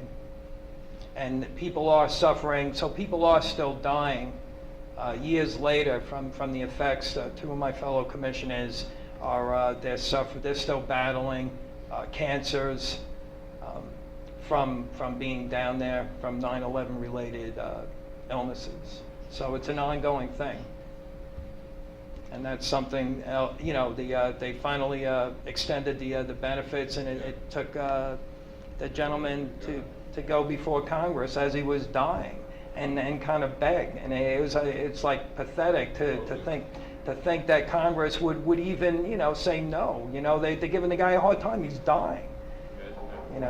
Just take care of these people. take care of it. And like I said, I just want to thank all of you for giving me the opportunity to come and speak and to come to San Diego and to let you know that back on the East Coast we're doing our part as well, and together we're going to get this done.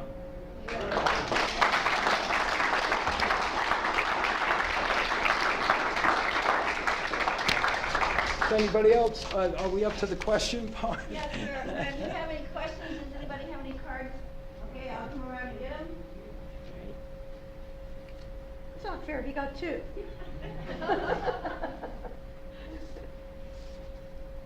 Some of them could be for all of us.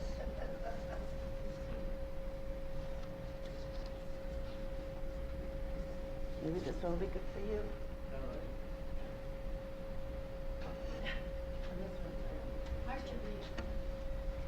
This one's addressed to David. Some of them can be as well. This might be for, some of them are for all 3 of you, yeah. Shanksville, this is the Shanksville one. He asked me, this would be good for Barb. This is good for Barb. Suitcase nukes. Suitcase. Mm-hmm. Talking about nukes.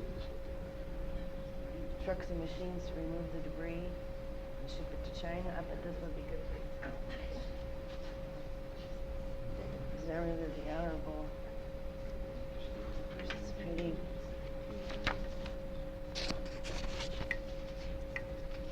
This is for says to David. Okay, that's all. Okay, let them each come to the podium, read the question. Yeah, could we sit down until it's our turn? Yes, of course. So, Dave, you want to go first? Okay, the first question from Ramona. Given that the courts rejected Bob McIlvaine as a person of standing, have you been able to locate any persons who experienced a direct impact or injury to support standing? There's 2 suits we have right now against the federal government. And the one that Bob McIlvaine is on presently is the Washington one that was dismissed. Now, Bob McIlvaine has standing. Okay, it's an insult to say he doesn't have standing. His son was obliterated, and we'll be appealing that. Now, there are standing questions in New York City, and I'm just not going to mention the particulars, but there are people that have suffered direct injury that will be plaintiffs as we go forward with the appeal. And Bob McIlvaine will be one of them too, but there will be others, possibly first responders. Right? If Christopher wants to talk about that and whatever he feels comfortable talking about, but that's in the works right now. So we have to develop those co-plaintiffs within the next week or 2. And we have made pretty good inroads to do that. So what I said before, I think this action in New York City will have super plaintiffs soon, super co-plaintiffs. The way it was drafted and submitted was only the Lawyers Committee and Richard Gage, right? So that's why they attacked. We have a right to amend it one time. It's going to be amended, and it's going to be really tight, at least best we can, with plaintiffs with higher standing than it basically was argued thus far. So hopefully that answers your question. But Bob McIlvaine, to me, has excellent standing as a father of a son who was killed in the area of the North Tower. Now, the next question I have is my understanding that the Honorable Mr. Berman and Giuliani were parties in the same law firm in New York City. They were both there at the same time. Doesn't that constitute a conflict for the U.S. Attorney? Well, that could probably be argued. I mean, I would think that that's, I mean, it could be brought up. I mean, I've not thought about that. I mean, I'll run it by Mick Harrison, our litigation director, as far as whether there's some problem there with regards to him investigating Giuliani or his actions, right? Giuliani was the mayor. He authorized the removal of all the ground zero iron or metal, steel, etc. So it could be a question. I mean, it's a good. I appreciate you thinking like that. Suitcase nukes, Oklahoma City, not sulfur and bombs. 4 to 20-ton pieces of structural steel ejected from buildings 1 to 55 miles per hour. Evidence again at suitcase nukes. Well, you know, what I say, and this is not what the lawyers say, the lawyers committee says particularly, what the lawyers committee says is that we're conclusively have said that controlled demolition bombs were used in the building of those, bring those buildings down. Now, we've also showed proof that nanothermite was involved. As I mentioned before, there could be other things involved too. And a whole array of other things. I mean, I know there's theories out there about nuclear explosions. We haven't seen the evidence. I know there's theories out there about directed energy. We haven't seen the evidence. That doesn't mean it's not there. It just means that we haven't seen it yet. And if we see the evidence, we're obliged to go where the evidence takes us. And that would be to reformulate the petition, add some extra paragraphs and extra exhibits. So if there's anybody that has really good evidence reference to other explosive means, being it RDX or dynamite or nukes or directed energy, I'm sure we'd be willing to look at it for sure. When we go forward, though, we have to go forward with something that is solid. So when we can put a grand jury petition there with 57 exhibits and we can say that it's dispositive of controlled demolition, that's pretty helpful. Our second exhibit is that from Dr. Rousseau. And Dr. Rousseau did a study, a seismic study. And he says that there was bombs in the basement right prior, explosions in the basement right prior to the planes hitting and right prior to the buildings collapsing. Which, and there's testimony there was bombs in the basement. Willie Rodriguez and others have testified to bombs in the basement. And there's testimony of 122 firemen that heard explosions or experienced explosions in the building. And altogether, 155 first responders that experienced explosions in the buildings. That's pretty solid. Not one of those firemen made any statement to the 9/11 Commission that was part of the commission report. Right? It's not there.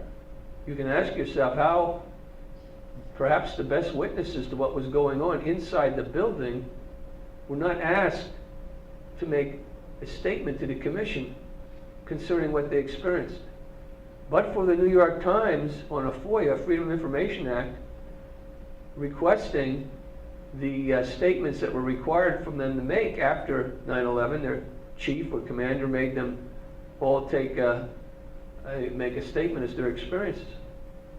And Graham McQueen is a friend of the architects and engineers and ours. He reviewed all those statements, and he had very tough conservative parameters, and he found that at least 122 of those firemen were talking about bombs and explosives. You can even go on YouTube and you can see different statements where the firemen talk about bombs and explosives. You can see it for yourself.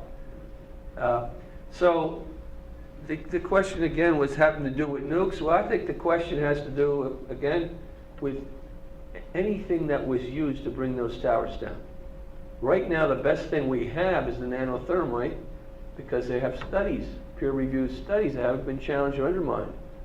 And we have testimony of or people, eyewitnesses that were in there. Not one, not two, over 100.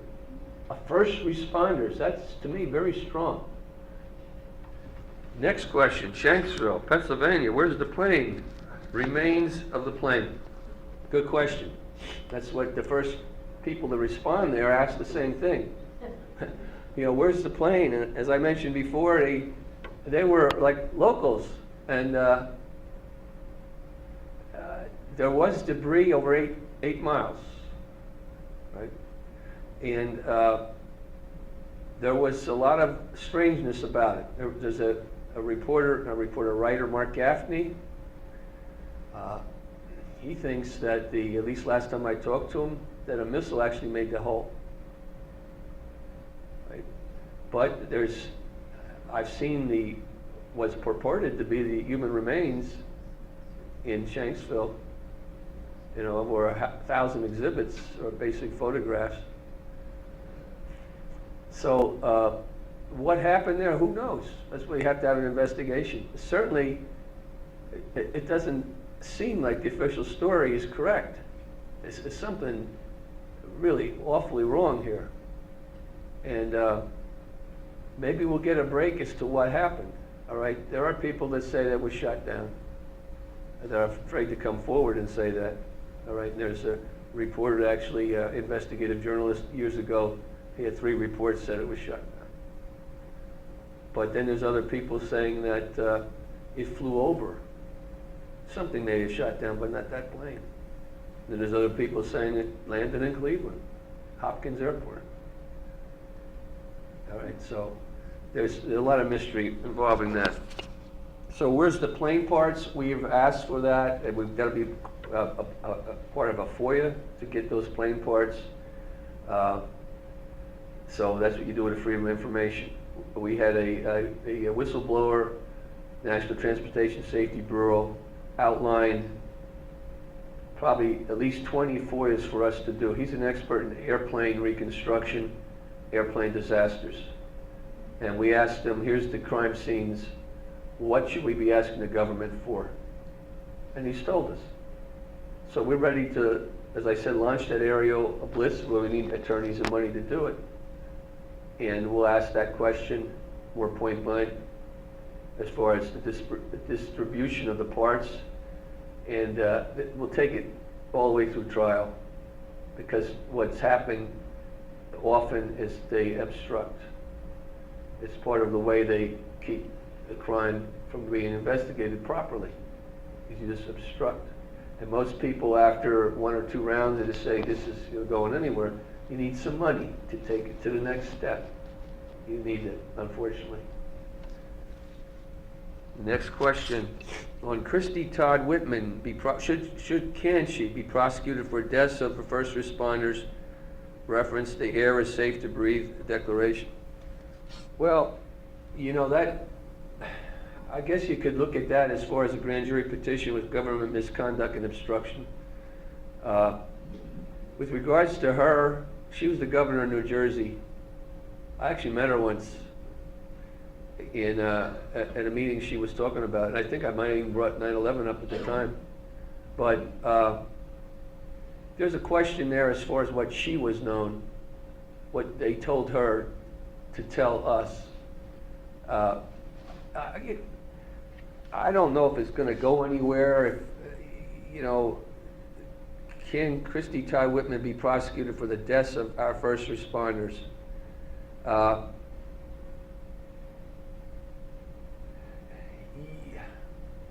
You could probably make a case for it. You could try to make a case for it. I don't think it's going to go anywhere necessarily unless you can show that she was malicious and intentionally was lying to the people and knew that it would cause their death.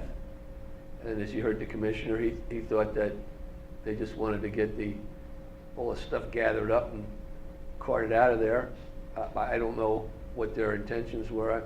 I don't put her in the same league as these other felonious people, but she is maybe a bit player. She may be able to be leaned on to tell you what happened. Who told her it was okay? That's the question I'd have. Who told you it was safe? And who told that person it was safe? And take it back to the person who originated that and make it go high up. And that's the way I would handle it. I would try to squeeze them to take the next level. But again, whoever asked that question is good, because that's what we got to do, is try to think, how to squeeze the truth out of this. Right? Okay. Now the next one, Are you able to force the release of the videotapes overseeing the Pentagon on 9/11? Well, here's what we tried to do. In the FBI suit that we're appealing down in Washington, there were 7 counts. And there were good counts. How that worked was that the 9/11 Review Commission in 2014, Congress mandated that the FBI would assess all evidence that had not been originally considered by the original 9/11 Commission back in 2002 to 2004. And we found 7 areas of evidence that hadn't been properly assessed and or considered originally, which could change the whole direction of an investigation and who possibly are the culprits. The first body of evidence is the ground zero evidence in New York City. That was never considered explosions, controlled demolition. That would be count 1. Count 2 was the dancing Israelis or the high fivers. That was in New Jersey. And they were never known that there was people celebrating and that they was very suspicious. Afterwards, they were kept by the FBI for 2 months and they failed all their lie detector tests, my understanding, or wouldn't give statements. The statements of them, 5 of them, were inconsistent with each other. Now, we had done in New Jersey, a lot of people don't know this, an Open Public Records Act, and we were able to get from the state police of New Jersey a log entry concerning what we would purport was connected to the development of 76 8x10 photos that the state police of New Jersey developed for the FBI and gave them on September 13th. And the log entry that we got, reluctantly, they didn't want to give it away, we had to push it, was that it said World Trade Center bombing, and it said confiscated film, and it said terrorism, and it said 9/13 when the FBI got these documents that the log entry was referencing. We took it to appeal, the 3 judges, and they ruled against us. And they basically said that the state police did a good search because on this, they have to do a reasonable search. And we argued that this document is dispositive, or it's responsive. It's a responsive document, therefore they didn't do a reasonable search. We've got it, and we want the person who did the photographs to tell us what he did with them. Because what they did is they told the judge, see, on that log entry, there was initials of a guy named TW. But they didn't tell the judge that there was a guy's initial TP. And TW gave a statement. And the statement was, I didn't do the photographs, I just did the contact sheets, and I don't remember what they were about, etc. It's just a bunch of, can you say, if these were the photographs we think, they were the photographs of the buildings being hit by the airplanes and the crime unfolding. 78 photos, 8x10, 3 sets, over 200 photos. And anyone who knows the police department, how it works, you would have every state police officer in there looking at these photos. The colonel would be down there looking at them and say, holy cow, they don't have a shred of evidence down there for all 9/11 crimes. In addition to the photographs or the film that was taken was fabric from a blanket. And the fabric was tested because a police dog went through the van and he tested positive for explosive residue, so we asked for that too. All we could squeeze out of it reluctantly was the log entry. But they said the log entry doesn't connect to the photos. And we said, well, where is the log entry that does connect? Because they said this is the only log entry in the whole year 2001 that has anything to do with 9/11. So, you know, that's the court system in New Jersey, which I unfortunately have to report on, was not too good. So, trying to get my train here because the videotapes. All right, now we're backtracking now. We're going back to now the Washington, D.C. We went to Pentagon. Well, that lawsuit that was dismissed in Washington, which we're appealing, and we've had Bob McIlvaine as a plaintiff, co-plaintiff. The third count there, of the 7 counts, was a destruction of evidence, because we had submitted previously to the feds, not to the state, the Open Public Record Act that got us the log entry to confirm that there was photos. We did the same thing to the feds, and they came back and said that in beginning, I think it was beginning of 2014, those documents may have been destroyed. That's the word, it may have been destroyed. That just happens to be the time when the 9/11 Review Commission was telling the FBI you have to assess all information that had previously been considered by the 9/11 Commission. So we thought that was worth to put in as a count, because it seemed like there was a destruction of evidence. Count 4 had to do with the Saudi financing, and Barbara was talking a little bit about that. Count 5 had to do with the Pentagon photos, or Pentagon cameras. There are cameras inside we didn't even know about and around, all right? So we're trying to get them too, and I don't know if the question was in reference to those cameras which nobody knew about. We found out about that through a Freedom of Information Act, or through the 85 or so-called videos that were out there. I'm not sure what the reference is. Anyway, the lawsuit is in reference to, I think, about 15 or 16 cameras that nobody knew about. We're trying to get that type of information from whatever was on those cameras. The count 6 had to do with the plane parts. We're talking about plane parts.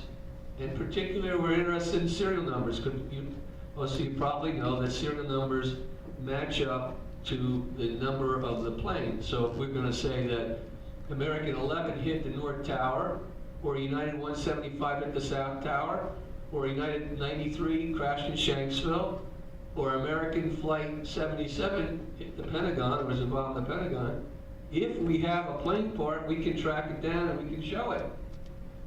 Amazingly, there's no plane parts to look at to see serial numbers. So the question again is another good question, all right?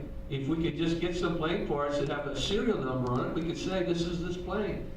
And we'd all say, okay, 77 was at the Pentagon, right? Or 93 crashed in Shanksville. Or it wasn't remote control tankers that hit the towers. It was 11 and 175. If we had a serial number, but we don't. We don't have those plane parts. It's a good question. Something we got to do. We have to do if we can.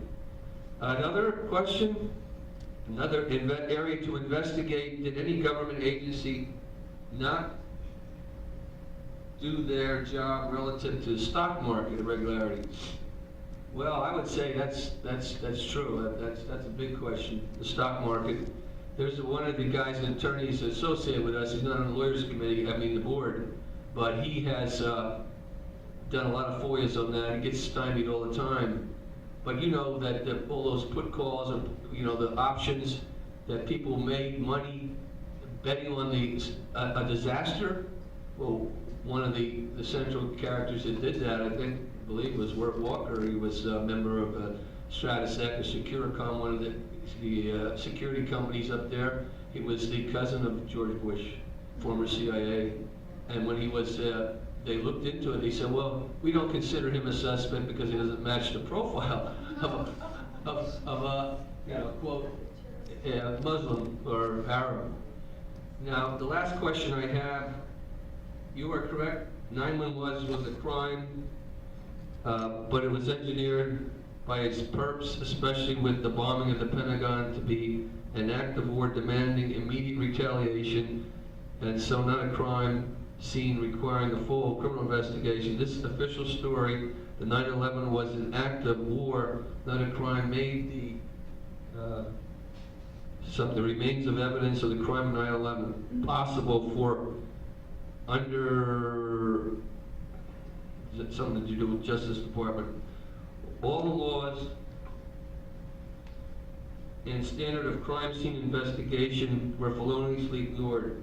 to prove a crime on 9/11, we need only to start with Building 7. And something about the tower lease, Larry Silverstein, who had control of the World Trade Center infrastructure, allow for the setting of controlled demolition explosives. The question has been solved. Isn't it high time that we represent the evidence of who behind 9/11, from Larry Silverstein and Bibi Netanyahu, with the sole means and motives, opportunity, the Jewish state of Israel, the sole beneficiary of 9/11, and the subsequent war on terror, sapping our building and our economy, WW.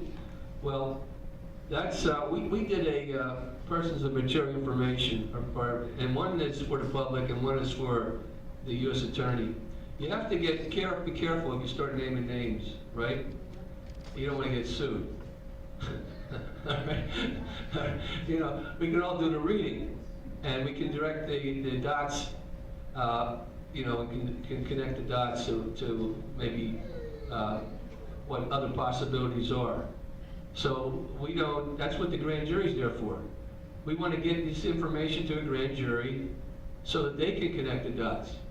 All right. And let them decide who has access to those buildings, who controls the security of those buildings, who owns those buildings. We've given them other information regarding ghost crews that go in there at night. And we're going in there for months beforehand, and I don't want to basically unsupervised, not having to give any kind of identifiers, and not having any requisition orders there. And they were doing work in those buildings, in the area of the elevators, and the security was told not to deal with them, leave them alone. So we're developing that. The U.S. Attorney has some of that information. We need to leave. Oh, sorry. I'm taking too much time, sorry.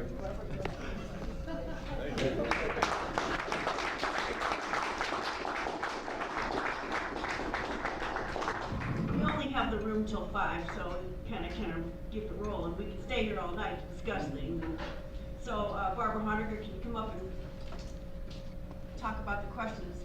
Thank you. And then Mr. Doyle. Do we need the other mic? Eric, do we need the other mic? We can hear you, Fernand, that's good. Do I need this mic? He says yes.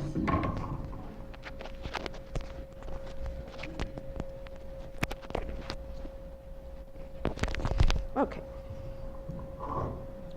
Okay. I'd like to make a few comments about some of the other questions that were given to Dave. If I recall correctly, I can't remember them all. But one of the questions was about Shanksville.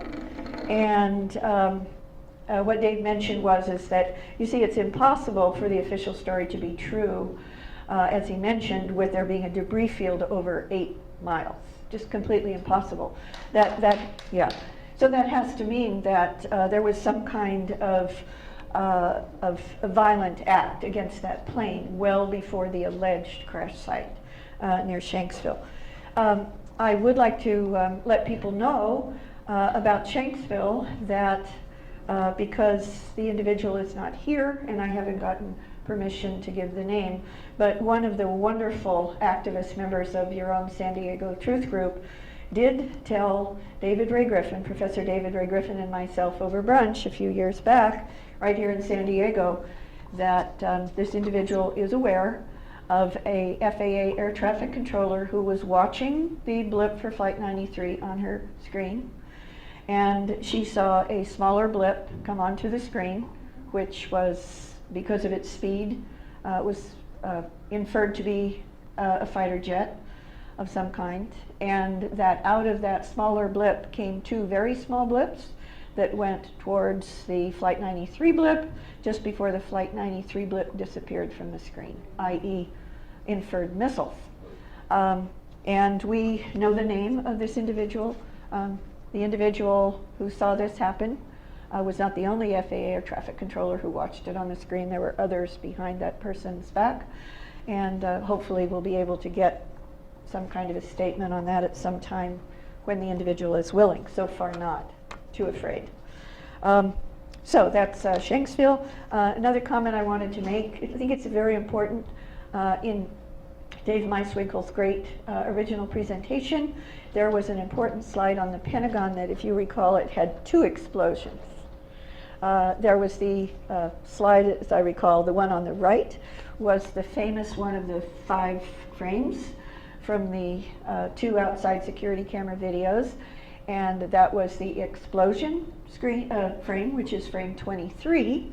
That was the initial explosion. The photograph on the left was a significant amount of time later at the alleged impact point of something on the Pentagon. And the way we know for certain, we can prove 100% that it was later, is because you've got the large billowing black smoke cloud from the diesel trailer on the right already fully established, and the gray smoke cloud to the left already fully established. And the official story claims that part of a plane hit that diesel trailer, and that was the moment of impact on the photograph you saw on the right. I just want to go on record here that those are 2 completely separate events at the Pentagon, not the same one, which you might have inferred. Okay, so my questions. How do you recommend that those of us here and watching try to deal with close friends and family members turning away from us because we advocate for the 9/11 facts, how to increase our unity, how to deal with the isolation that some of us experience? Well, I think the most important thing, frankly, is to let people know about the Lawyers Committee for 9/11 and to let people know about Commissioner Goya and the other New York Fire Commissioners' website, 9/11. Chris Goya, what's your website again? JusticeFor911Heroes.org. Right, JusticeFor911Heroes.org. Have your family members and friends and colleagues go to that website and go to the Lawyers Committee website, lcfor911.org, and go to the Architects and Engineers website, ae911truth.org. And I would also recommend for anybody who's willing to look at some serious facts is to order from Amazon the 9/11 Toronto Report, which is the 10th anniversary of 9/11 official document from the 9/11 Toronto hearings, where myself and Richard Gage and many, many others spoke. Next question, is world famous attorney Daniel Sheehan on board as a lawyer? Yes. The world famous attorney Daniel Sheehan, who was represented the New York Times, one of the New York Times attorneys for the famous Pentagon Papers case. He represented the Karen Silkwood estate in the Karen Silkwood case. He was the chief attorney for the famous Iran-Contra case against North Secord and Hakim, and on and on. That is the Daniel Sheehan the question's about. He is on the advisory board for the Lawyers Committee. Yes, he is, and he's very active with us. Now, that's not our board, that's the advisory board. Okay, I love this question. There are many gray hairs involved in the 9/11 truth movement, including in this audience. How can we reach the younger generation and get them to care? Well, the first thing I'd like to point out is that some of us would have gray hairs, except we go out of our way to make sure they're not showing, like myself. The answer is they're actually, what's interesting is that in events like this, I have noticed that there is an older cohort who actually come to these events. The baby boom generation, like myself, I'm in my early 70s. I think it's mostly our generation who shows up. Daniel Sheehan is 72, 73 years old. In fact, Danny Sheehan just sent me an email saying, Barb, we are now the elders. It is up to us. So don't denigrate yourself for being an elder. The elders are the ones who know. We have the experience, we have the knowledge. How do we bring in younger people? There are a lot of younger people who are in our movement. For instance, I happen to know from personal experience from the Boston Tea Party for 9/11 Truth. There were 2 of them at famous Faneuil Hall in Boston in 2005 and 2006. It was my vision to put those on, actually. They were magnificent events. You can see them on YouTube, the videos. It turns out that the second day of our 2006 Boston Tea Party for 9/11 Truth, we turned over the hall to the Ron Paul. He was then running for president. And we turned it over to one of his fundraisers. And I know for a fact that that there were a lot of young people there, and at least a third of them were avid 9/11 truthers. So they may not come to these particular events, but they're out there, and they love loose change. They love videos. Oh, by the way, I highly recommend a video by James Corbett called 9/11 in 5 minutes. Everyone should go to the web and put in James Corbett, C-O-R-B-E-T-T, in YouTube, 9/11 in 5 minutes, and you will be falling off your chair laughing while you're getting the facts. Okay, that's it. So thank you very much, and Commissioner, go ahead. Your turn.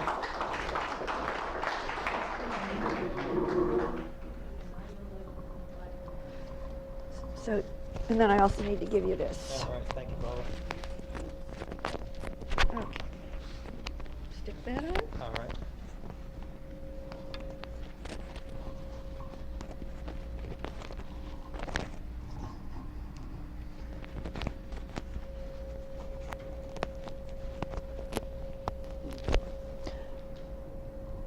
Okay, the question is, have you tried to get support from the current New York State or New York City Attorney General?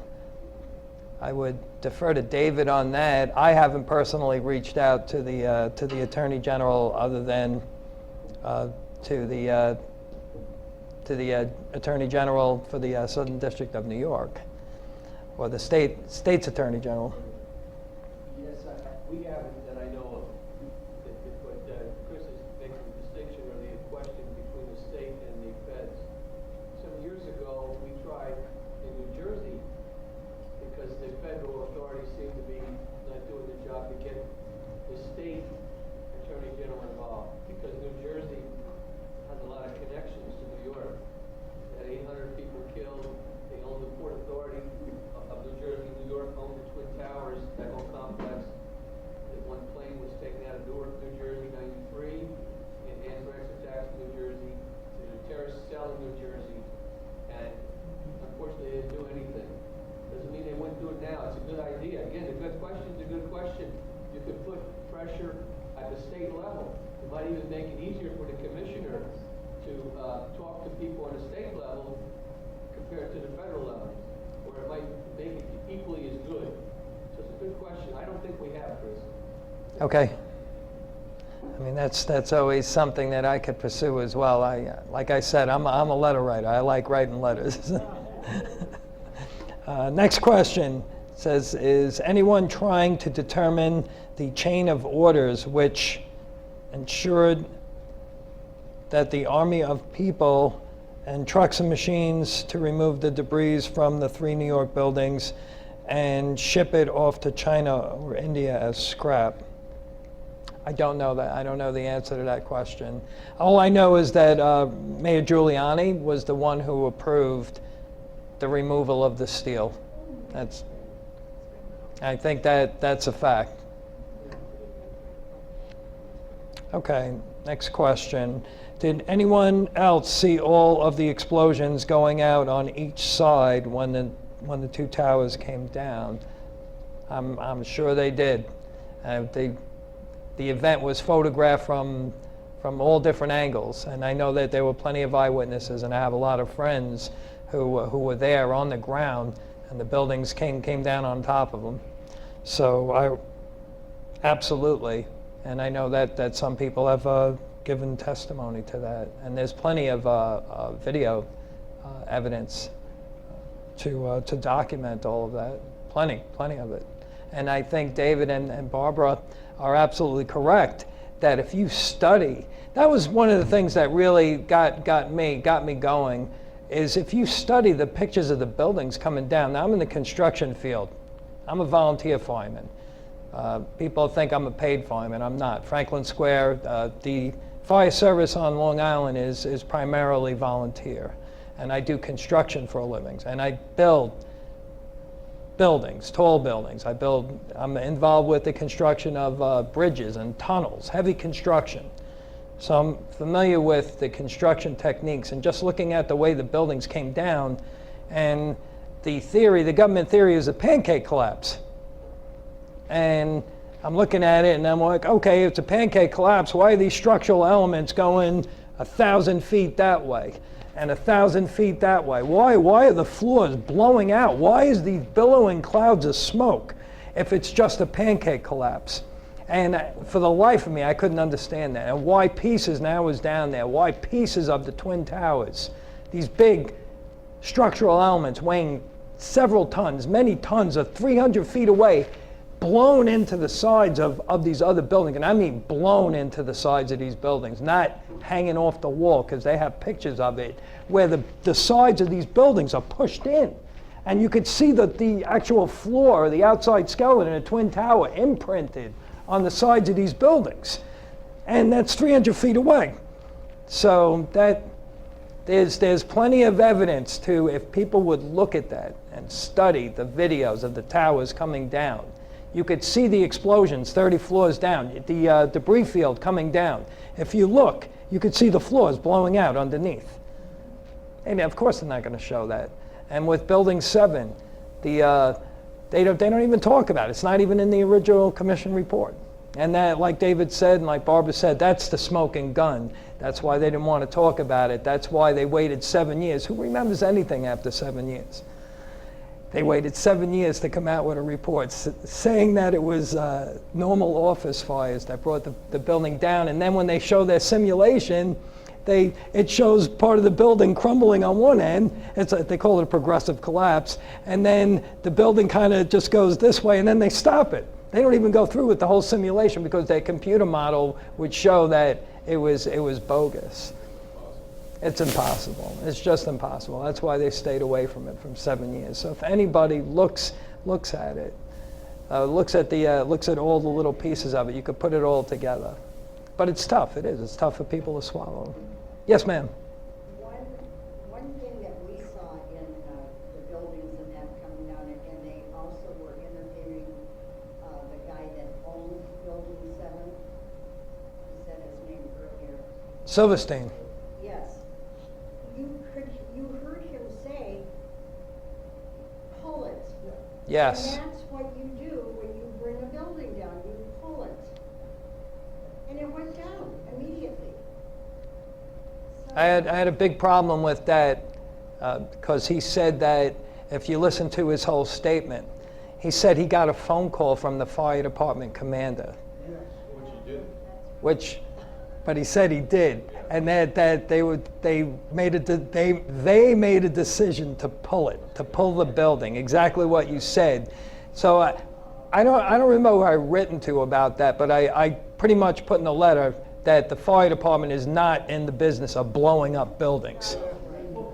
We're not in the business of controlled demolition. They would have had to have had pre-planted explosives in the building in order to pull it. exactly. Yes. So for him to say, pull it, means he pre-planted them. He was the owner of Building 7 and the leasing of Buildings 1 and 2. So the who is the person with means, motive, and opportunity. Nobody else had control of the infrastructure of any of these buildings but Larry Silverstein and his best friend, Bibi Netanyahu, the defense minister of Israel and now the prime minister of Israel. So once you know that it was a controlled demolition, you know that the perpetrators had to have control of the infrastructure of the building, and that's Larry Silverstein and his crew. So it's an open and shut case, and it's not even something that you can be sued for because the evidence, you always look for means, motive, and opportunity, and who benefited. That's how 9/11 needs to be approached. It needs to be approached from David, from the lawyer, from a legal point of view, from a criminal point of view, the police.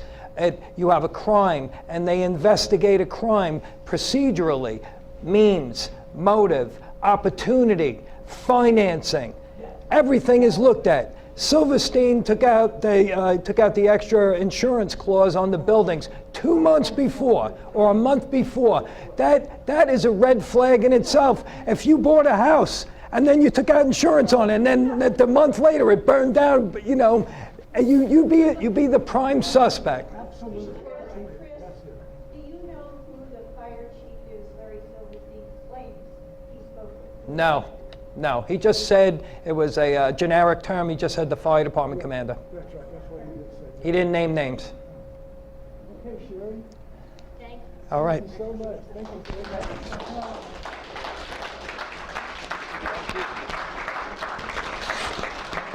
Thank you so much for everyone that you come and you take the time out of your day. And this is about unity. No one else is going to do this for us. So please stay connected to the Lawyers Committee for 9/11 Inquiry. Please get involved. Please be on committees. And please spread the word. Thank you so very much for coming. God bless you all.